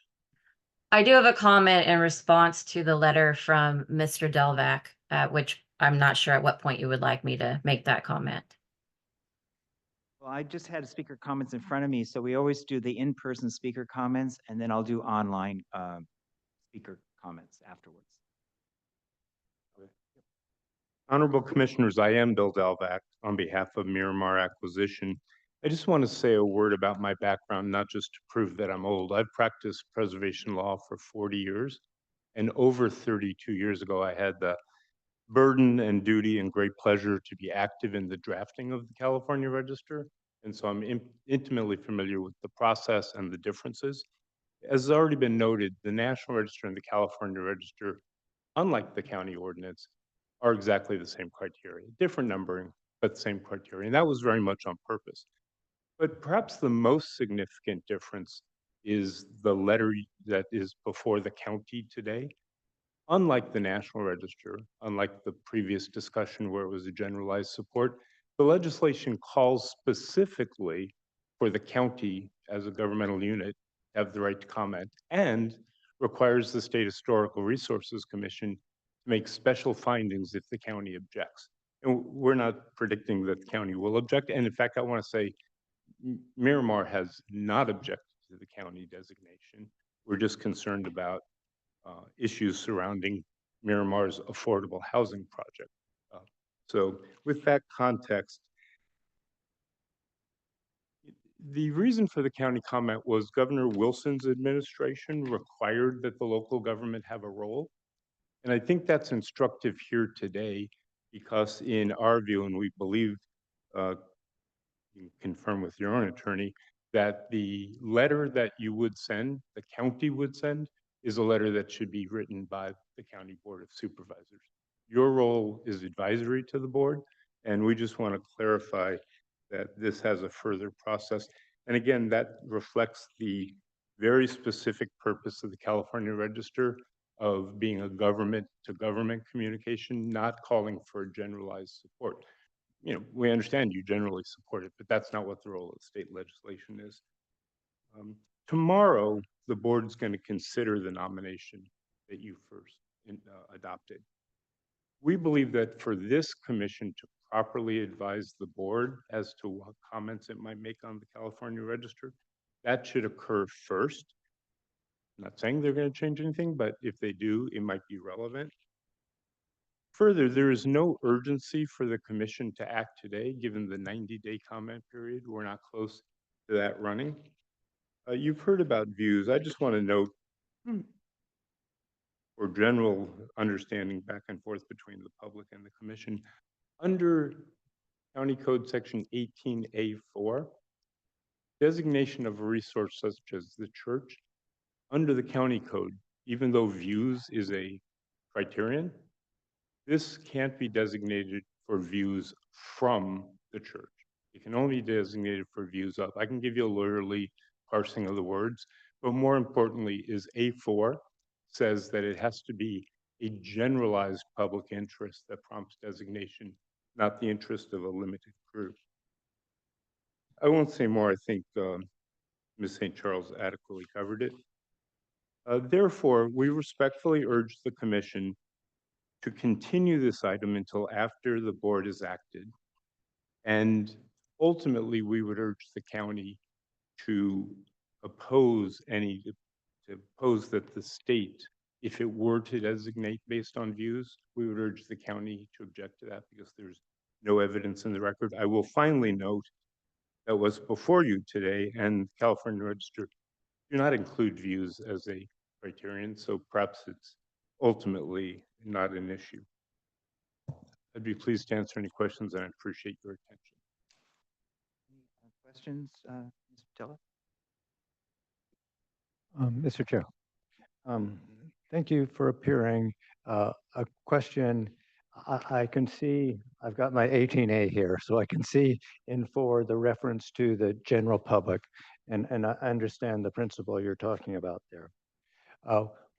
And since you claim to have some knowledge about interpreting the requirements for the listing, I would say if you were the State Historic Preservation Officer and you were looking at the form that Ms. Long has provided, would you want to see our current criteria and them addressed as compared to the way they've been addressed here in this different format?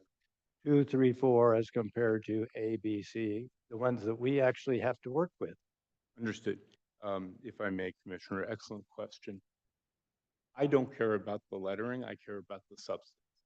I think that ABC 1, 2, 3 may have been inverted in the comments, but that's neither here nor there. The California Register and the National Register, which have slightly reworded criteria, do not address views unlike the county. So the county has additional criterion, which have been adopted, by the way. I'd like to correct a misstatement. Your criteria have been in place since Ordinance 4425 was adopted in 2001. And so your ordinance, ABCDEF3, has been in place all the way along, unlike some comments that have been made. The fundamental point here is what's before you today is comments on the California Register. And as the nomination calls out, the basis of the designation is criterion regarding the architect and the design. And we have not disputed that the architect's important or that it's a beautiful church. Thank you. Thank you. Any other questions to Mr. Diffat? Thank you very much. Thank you so much, your comment Commissioners. today. So let's move on to public comment from the internet, online.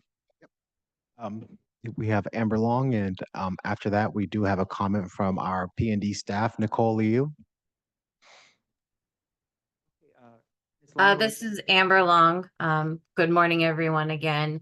I'd like the commissioners to recall our original meeting about the application as a landmark, to be a background to these further comments.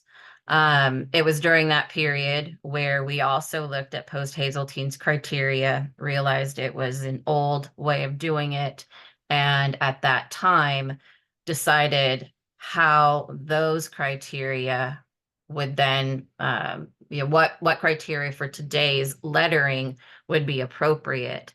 And it was at that time that the commissioners actually added F to the nomination and felt at that time that F was appropriate. So my comment to the commissioners is to, remember that that is what happened and perhaps recall why you feel that views are important. The church obviously has a view of how their church is oriented in nature and the importance that that plays to their religious experience and the history of their property. I believe that given that the criteria F is not a California Register criteria, but a county criteria, the interpretation of whether it is views of or views from or both is really up to the county and to the commission. Regarding today's letter and support for the California Register, the current DPR forms are correct in that they don't reflect F, and that is still an ongoing concern.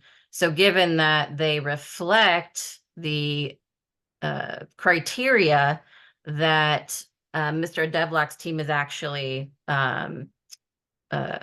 supporting, I don't believe that there's any reason to postpone a comment letter on behalf of the commission supporting their California Register nomination under C.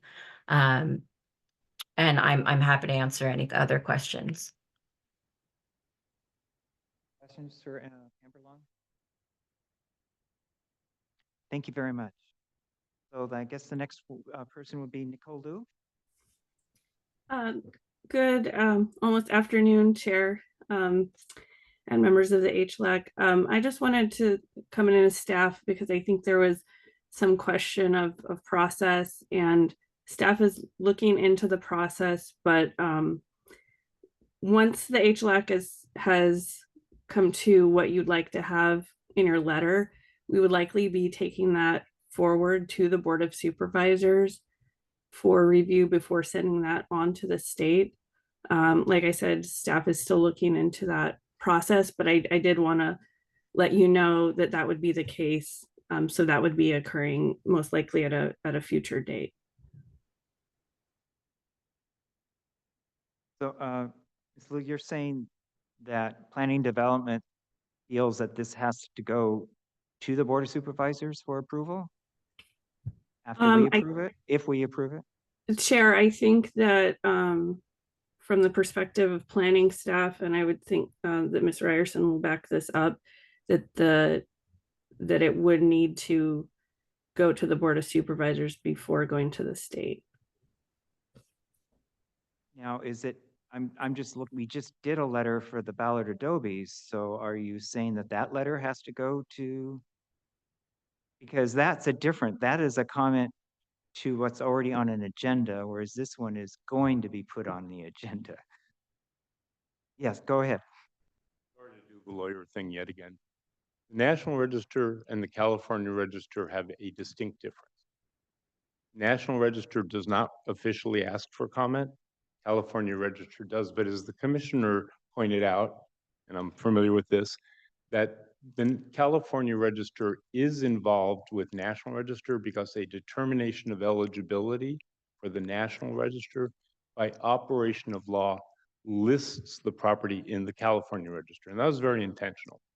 But the processes for commenting are different.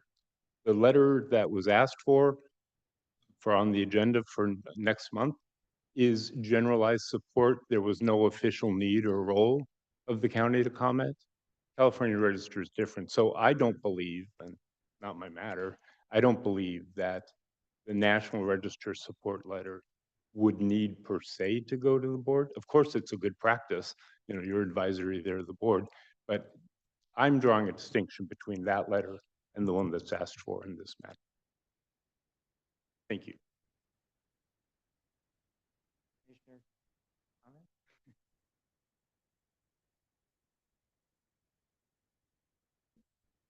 Forgive me, what is the question on the table for us right now?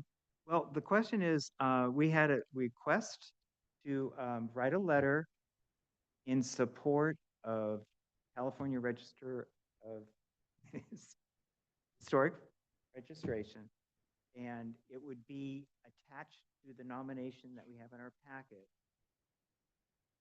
to the state of California within 90 days, and then it would be put on the agenda to be voted on by the state of California, by their commission. So whereas the Ballard was, it's already on the agenda, and we were sending a letter or something, but that is for the national. I mean, the two are intertwined, but they're different. I mean, it's confusing. So what, I'm just kind of confused what we're actually discussing. That what Discussing? should be in the letter, or should we send it, or how? Yeah, there's all above. I mean, we have the draft letter that's before you. Do we want to change it? First of all, do we want to send it? That's, I guess, the first question is, do we want to send a letter in support? If we do, is the draft letter in front of you sufficient? Does it need to be changed?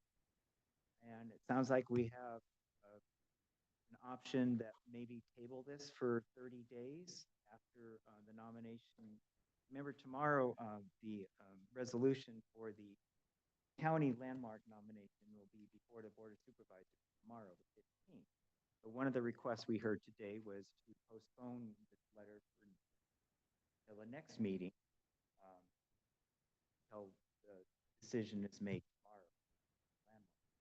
That's a decision, we think that's necessary or not. Two different things, or is it related?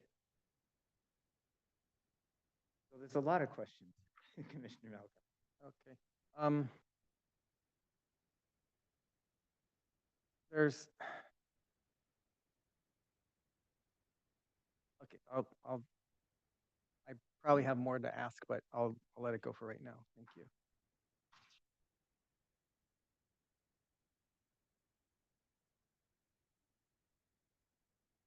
It's like everyone is confused right now. Mr. The letter Chair. in front of us, I hope everyone really went over it. It's specific about the architecture, about and why it, we don't talk about specific county guidelines for being a nominee. The letter is specifically the criterion 3 is what we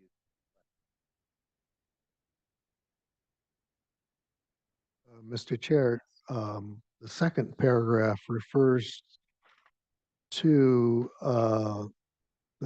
the property as an established visual landmark of our county.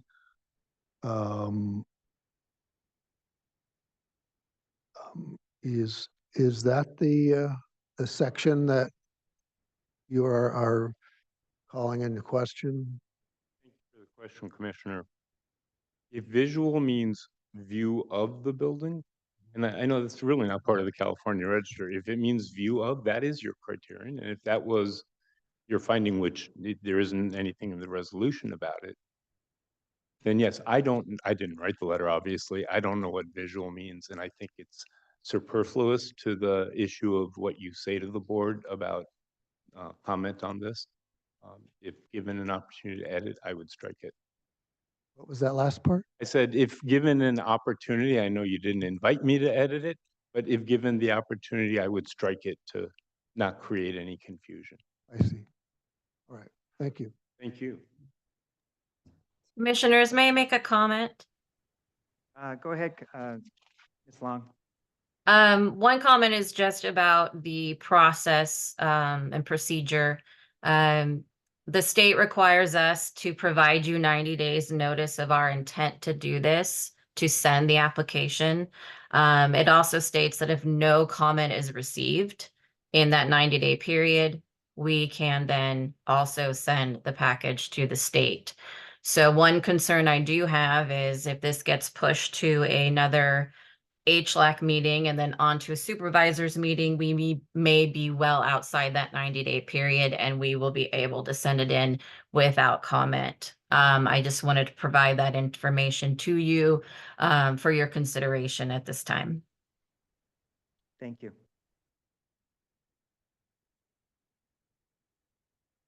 Does anyone want to stab at a motion of what we do, and then we put it on the table for discussion? One more question, I'm sorry, if you will. So the word visual in the second paragraph of your letter, that's the only word in question. Just took out the word visual. So it's been an established landmark of our community rather than an established visual landmark of our community. I've interpreted to mean the same thing. However, I don't get it. What the conflict is or the confusion is, but well, whatever you guys think, I'm good with either. Okay. Now that I got that clear, right? That's the, okay.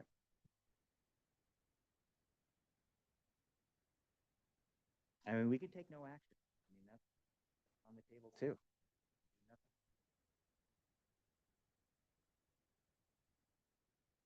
We are running out of time, so I think we need to move forward, whatever we're going to. Mr. Chair.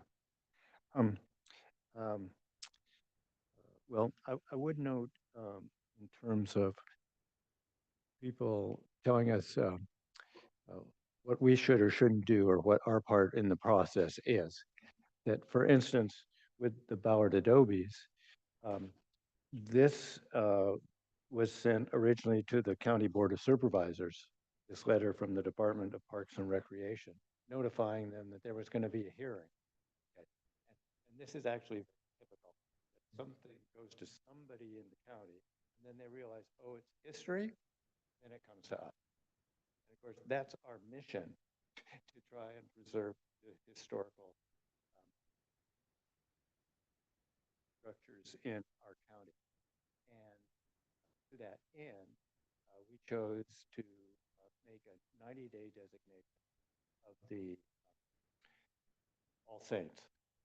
And I think we were all supportive of that. It was all an easy choice, whether the nomination was done by a professional or not.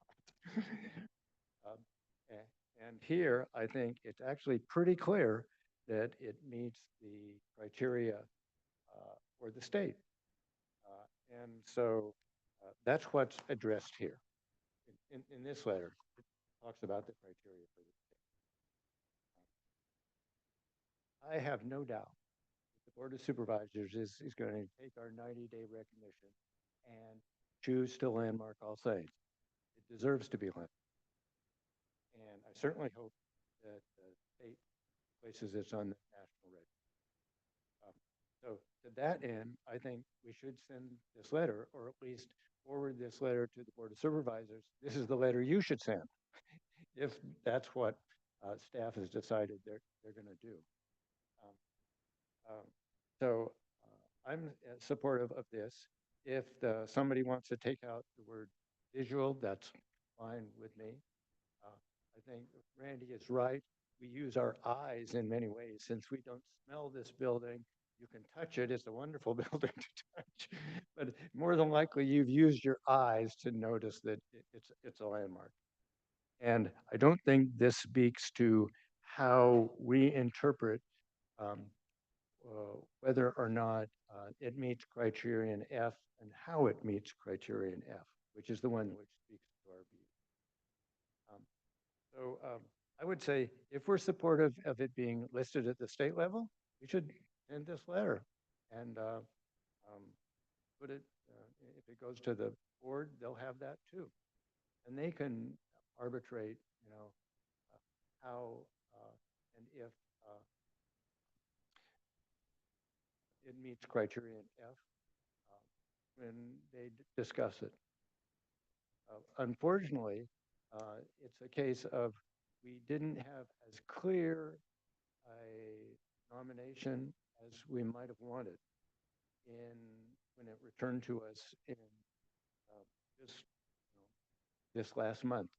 And that's why, for instance, I asked that the criteria be specifically stated.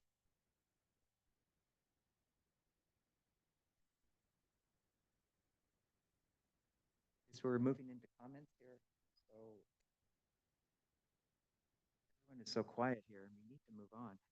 I agree with Commissioner Duncan. If no one else is here, I need to be last. So I can So, comment. Commissioner Dunn, go ahead. Mr. Duncan, you mentioned the revised, I guess that would be the county nomination. Do you have that with you? I don't seem to have it. I do. It's not per se before us. And so, but Well, is there language you would suggest revising in that? We have to be careful because we're talking about a different thing right now, and we're going back to something we already approved. So we really should be discussing this. What we should be discussing is the application that's attached here for this letter, which is in front of you. I think since the letter focuses on the state criteria, we're safe. Okay. Well, I appreciate you clarifying this for us because these things are complicated. So I would be in favor of going forth with the letter as written because it's clear that we are not getting into that issue really about whether or not it meets the county criteria. We are concentrating on the state criteria in this letter. So I'm good to send this letter or send it to the county, whichever, county board of supervisors, whichever. Thank you. Okay. I agree with both Commissioner Duncan and Commissioner Nye. We need to focus on what we're looking at. Is this California Register of Historic Resources letter? It's to the state. It's in for an attachment to a nomination. I think the letter is very clear. It does state, as mentioned, the state criteria 3. So I'm supportive of the letter as written too. I don't think we really need to take out the word. So does anyone want to do a nomination? Go ahead. Endorse this letter. And if the planning development says it has to go to Board of Supervisors, well then that can be something that. Yeah, Mr. Chair, I'd be glad to. And since Ms. Long has said that the way it's addressed now is fine, it has to go to the Historic Preservation Office. And obviously, Julianne Palenko is the head of that. So I would go ahead and move that the HLAC send the letter supporting the listing of All Saints on the California Register of Historic Resources to the State Historic Preservation Office. I will second that motion. Okay, now we have a discussion. Commissioners. Discussion on this. The letter does have a CC to Amber Long because they do need to attach that to Forgive me for interrupting. I may be out of order. I just would like to clarify, because of the discussion, that this is a recommendation to send the letter that the board would. That I don't believe that the law calls for you to send it. It calls for the board. I'll let you relax. Well, this will be a county council question.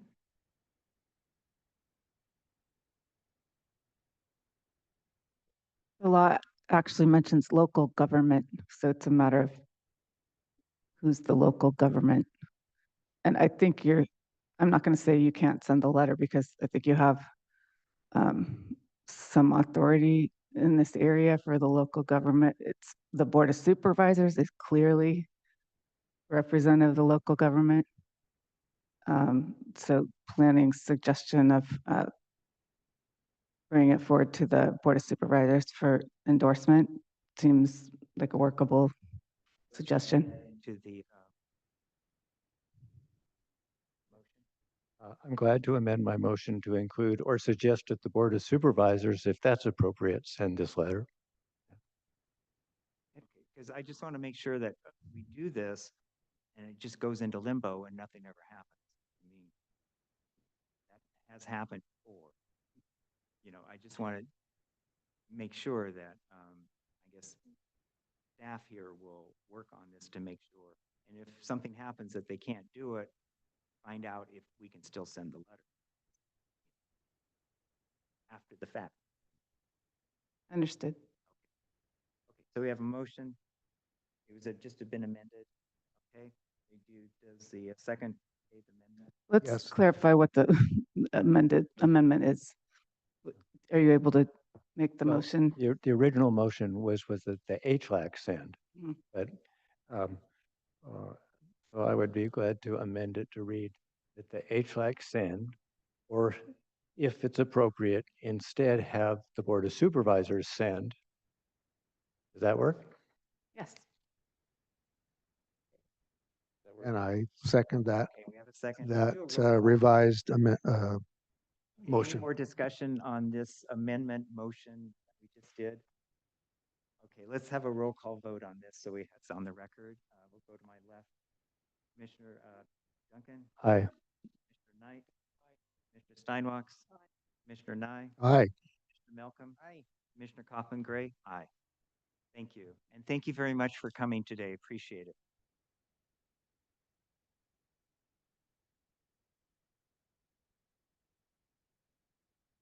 The next agenda item is the Cold Springs Canyon Bridge. Do we need a quick little break? I know one commissioner has to leave. Should we do a quick break, or is everyone okay to move forward? Move forward. Mr. Chair, Item 13. Mr. Chair, I just oh, sorry. wondered about the San Ynez Library, if somebody is waiting on that, since that was tabled. Well, I think That is just what I was going to bring up. We do have the applicant online for the San Ynez Public Library. Okay, well, let's use that at the end.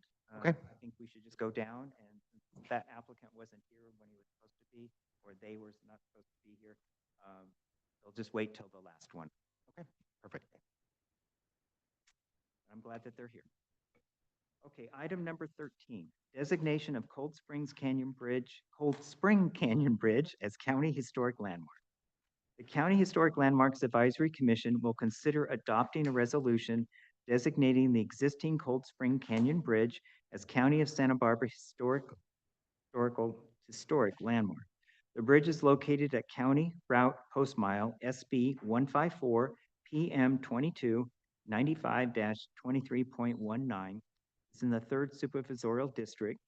HLAC will consider determining that such action is exempt from the California Environmental Quality Act pursuant to Section 15308 of the CEQA guidelines as an action taken by a regulatory agency as authorized by local ordinance to assure the maintenance, restoration, enhancement, or protection of the environment where the regulatory process involves procedures for protection of the environment. So this is a continuation from our last month's meeting of September 9th.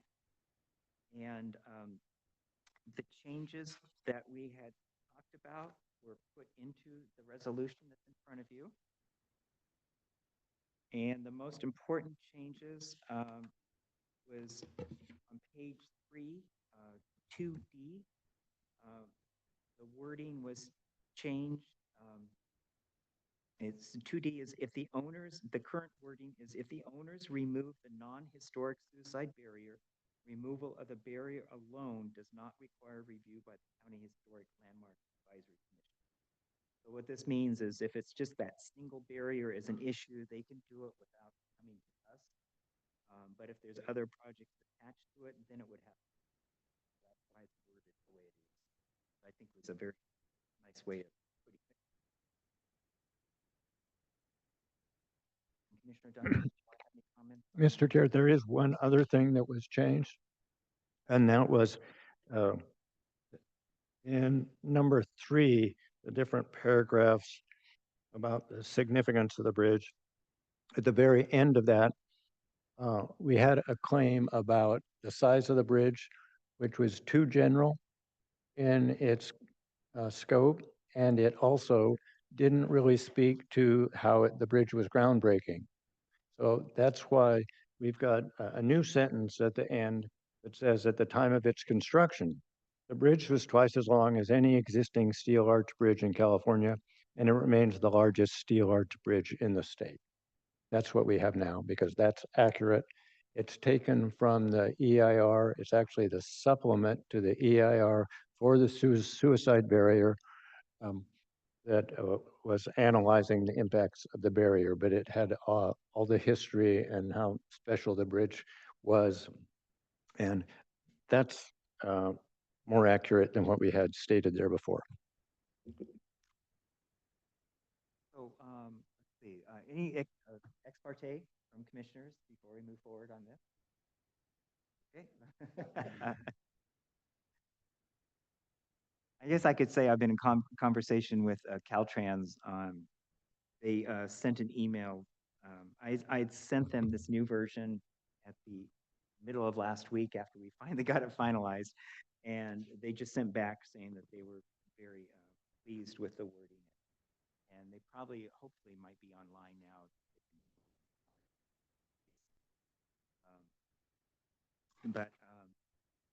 Yeah, we already went through the presentation last time. It's mainly, this is the final thing. It's final.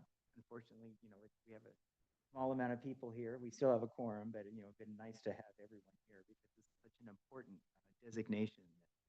It's been a lot of work to get where we are today. So first, any questions that we have? Questions? Okay. So let's go to public comment. Is there any public comment on this item? If we have any public comment on this item, please raise your hand in the chat. Seeing none? Okay, thank you very much. I guess I just want to let everyone know, I think I mentioned at the last month's meeting, is this is tentatively, and I think it's down pretty strongly that we'll be at the Board of Supervisors December 10th meeting, the same meeting as the Chaffee resident nomination. So both will be heard, and it is a North County meeting. So let's move on to comments from commissioners on this item, since there's no public.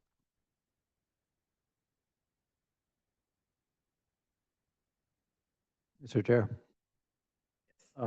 Yes, I think all of us were very supportive of his nomination and designation.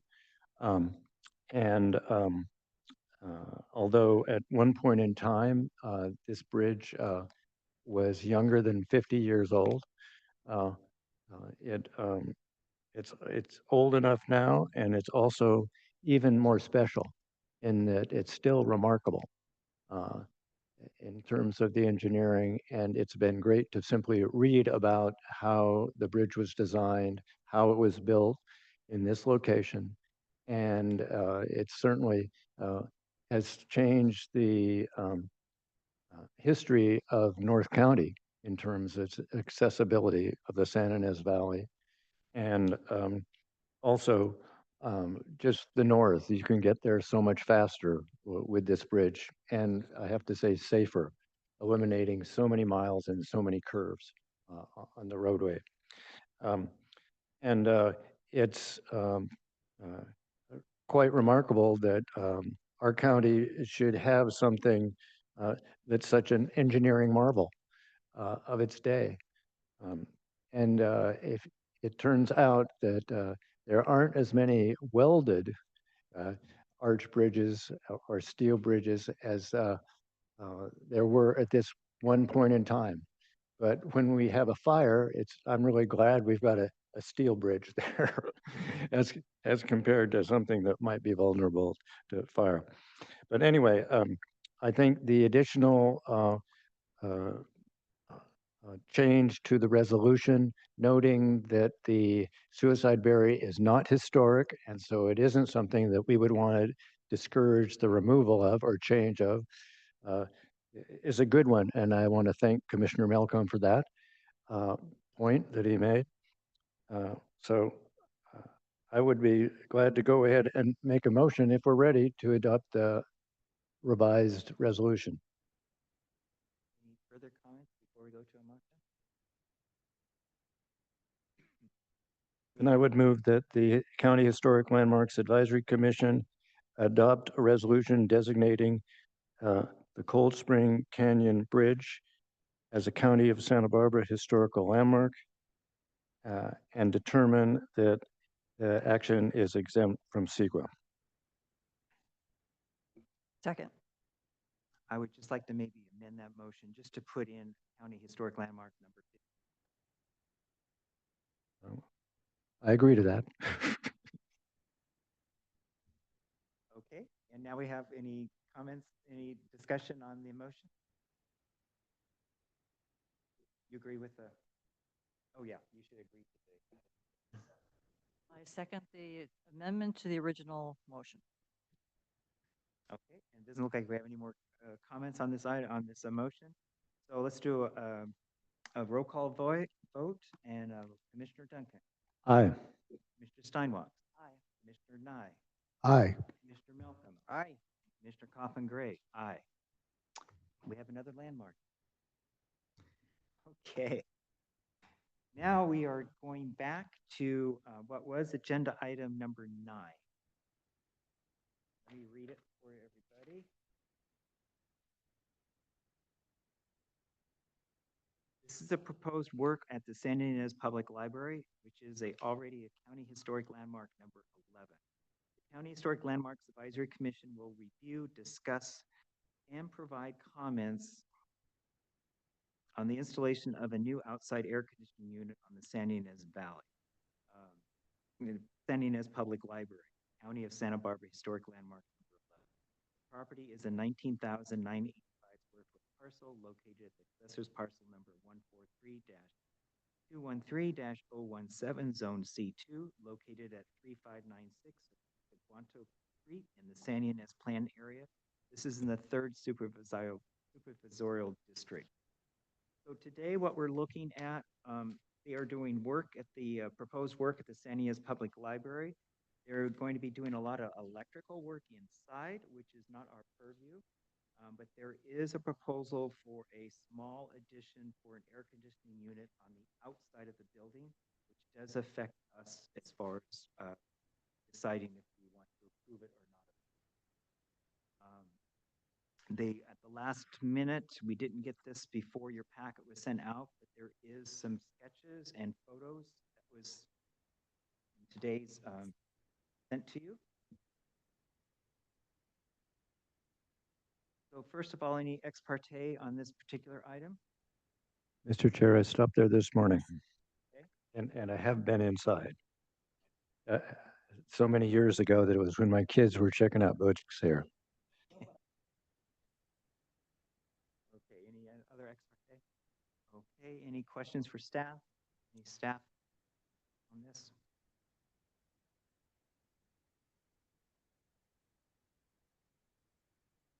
Okay, well, let's go ahead and move to the presentation from the applicant.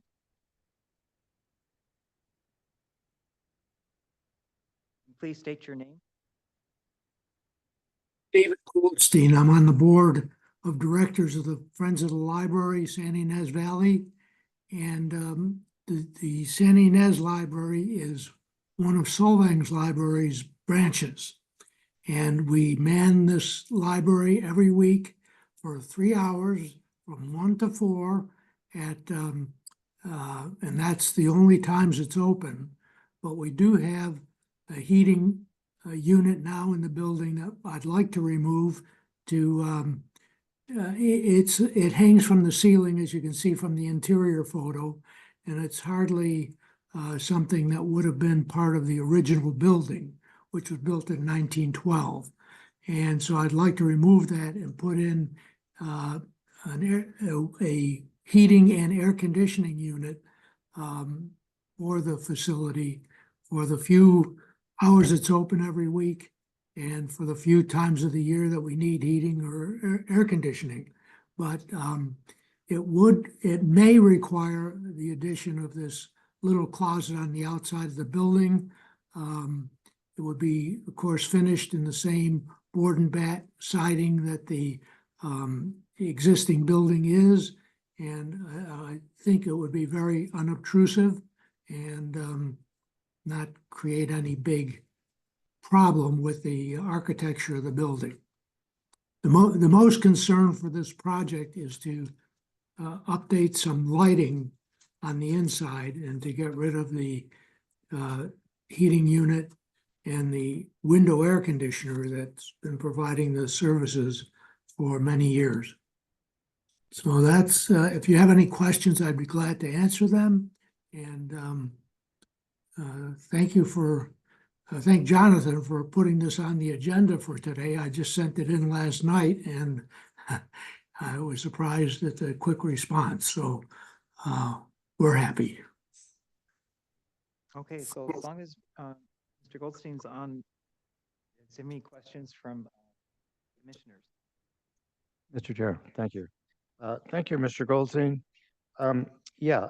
Since it looks like you're still sort of in concept form here, I can see a picture that shows that the additional work on the exterior is going to be on what I would say is the west side of the building, which faces the museum. Yes, the west side that faces the museum. Yeah, so there's obviously limited public visibility here, but I'm wondering in what form this structure will be. Is it going to be a little pop out? And is the pop out going to actually take the place where the window is? So we will lose a window? No, the pop out is 18 inches deep. It'll fit underneath the roof overhang. It will not, it's just behind the window. And the window not going to be affected in any way. And as I said, the siding on the outside of this pop out would be the board and bat that is on the existing building. The same materials, the same configuration of the bats and everything. Are you going to be able to cantilever this out here? Or were you going to have to put a pad on and bring it all the way up from the ground? Well, to be honest, I'm not sure yet. I think we could cantilever it, but my intention was to bring it down to the ground, pour a little pad and build it up from the ground. But you're confident you can fit it under the existing roof line? Yes. And the bats would match the existing ones? Bats would match the existing ones and the board. The existing building is all a single Single layer of material. It's not a stud wall. It's just it is what you see. A redwood board with a redwood bat over it. And that's what we would use for the this little pop out. Okay, it's going to end up being a pricey thing considering its size. Okay, so you're going to match the detail, match the paint, and fit it under the existing roof line. Correct. Okay, thank you. I have a question. I'm not that experienced in air conditionings. I just have one now. And, but I know the big fan is at the top. So is the top not going to be covered? Is that so the fan can go around? You're just talking about covering the sides of it, or are you talking about covering the whole complete air conditioning unit? Well, the complete pop out would be covered on the back side where nobody can see it. There will be a grill for fresh air to get to the unit. Okay, thank you. Any other questions? For Mr. Goldstein? Pardon? I guess we have any more questions. Thank you very Oh. much. Oh, I'm sorry, Commissioner Malcolm. Yeah, I'm seeing the mock-up on the enclosure. That's gonna go all the way to the roof, or is the 18-inch Yeah. by 36-inch the unit, but not the closet? No, that's the closet. That's the size of the closet. This is a very small, what they call a mini split system, where the it has to be outside the building, and it'll have two ducts that go off of it within the enclosure, and one will go up toward the ceiling of the room, and one will go toward the bottom near the floor and come into the room through a iron grate that we will purchase to cover the opening. So the grate will be designed in such a way that it would not exactly, but more closely fit the period of construction of the building. Okay, because I see that the whole closet goes from the ground to the eaves of the roof. Right, right. But that's Nothing- more than 3 feet. No, I'm sorry. The 18 inches is the, let's see, how should I say, is perpendicular to the wall of the existing building. The 3 Okay. the 3 feet is parallel to the wall of the building. Okay, excuse me. Okay, thank you for that clarification. Yeah. Okay, now I understand. Thank you so much. Yeah, yeah, looking in plan, it's a 18-inch deep, 3 feet wide closet. Okay. Great. All right, I'm good, thank you. Any other questions? Okay, let's move to, and thank you very much. And we might ask you a question later again. But right now, let's Okay. move on to, is there any other public comment? We have no public comment for this item and no letter submitted. Okay, Okay, let's move to commissioner comments on this item.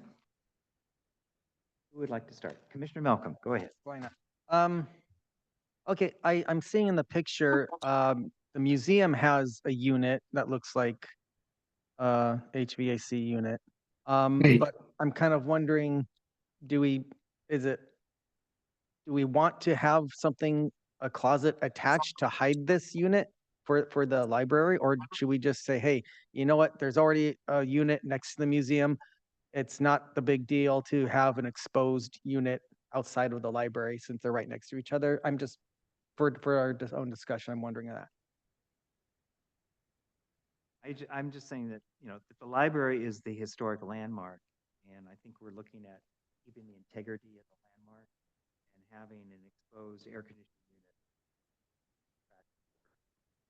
Be great, I guess, would be the word for historical properties of this building, because the building next to it is not, so that's why Mm. they're an air conditioning. Yeah, but I'm just thinking they're so close together. Is it a big deal? I don't know. Well, I believe they're planning to remove the exposed one that's sitting in the window. We're talking about the other, Right. Yes, that's for the other building, right. which is not the historic landmark. Oh, that was your question. Yeah, Oh, yeah. sorry.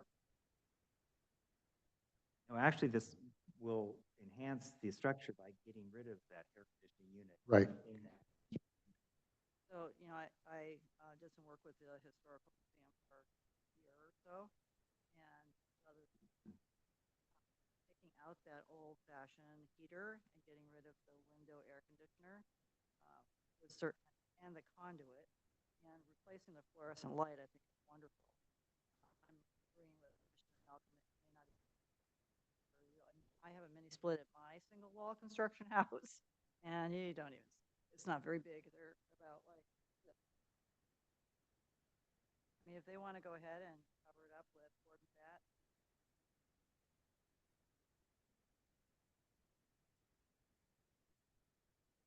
Okay, we're still on. Yeah, I support the project. I can approve it. Commissioner Duncan? Are we at comments here? Still in comment. We're in comments, okay. Um, Well, this little box, and that's what it is, can get hot, yeah, and it can also be cold, and especially because it's single wall too. So I can understand the need for better heating and ventilation, and certainly it's a good idea to now take that unit out of the window and put something that actually is going to distribute air in a better manner, having an intake down low and or up above, depending upon what they're doing, and dispersing the air better.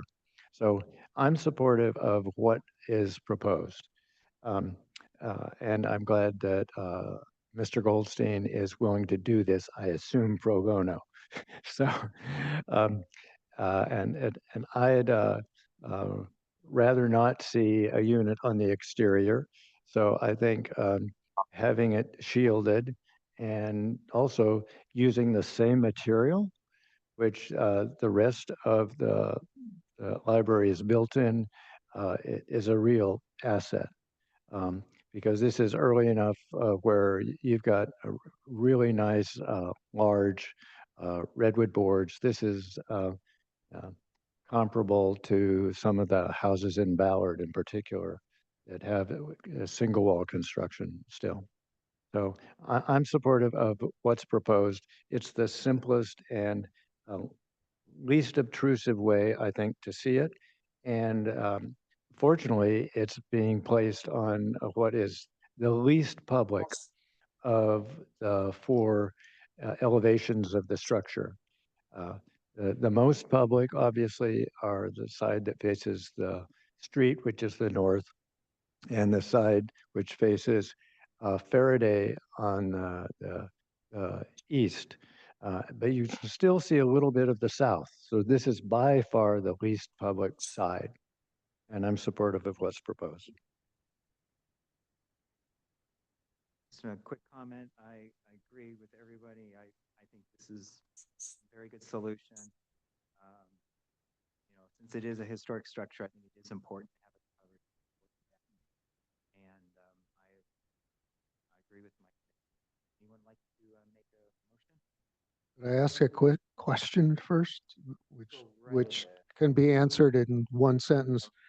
I've never been in this library. Is it for all ages or is it a children's library? Okay, thank you. Mr. Chair. Just, Yeah. you are all more than welcome to visit it on any Saturday between 1 and 4. And it has books are supplied by the Goleta Valley Library and through the Solvang Library. And it has a regular collection. And we have been requested to take books out of this library so they can be distributed to people that call up on the Black Gold system and want to have the book down in Santa Barbara or wherever. And so it's a functioning library and it has a collection. Thank you for that explanation. Okay, I think it's time for a motion for this. Mr. Chair, one more comment. One really nice aspect of this is it keeps the roof line just the way it is. Because that is actually one of the really nice things about this little structure. It's basically a little sort of Greek revival temple and with the porch stuck on. So I'm glad to move that the HLAC approve the proposal to add a small exterior closet housing the HVAC unit to be finished to the San Ynez Public Library and to be finished to match the existing structure and determine that the project is exempt from CEQA. I will second. Okay, we have a move and second by Commissioner Steinbach. May I comment, Chair? Pardon? So this one was agendized for comments because it's an older resolution. It doesn't have those conditions in there that require approval. So this one is just comments. It's just comments. Okay. Well, I thought that the older ones, if they didn't have it, we still had purview over the outside of the buildings. oh, how about if we use the language instead of approved support? Sounds good. Okay, so we have support, we have a second. Since it's not approval, support, let's say all in favor, say aye. Aye. Okay, it's been approved. Okay, that's our last agenda item. I just want to remind everybody that next month's meeting is a week later. So it's the third Monday because there's a holiday in there. So our next meeting is November 18th, 2024. And our December meeting will just be week after that. So it's very close. So I'm adjourning this meeting and our next meeting is November 18th, 2024.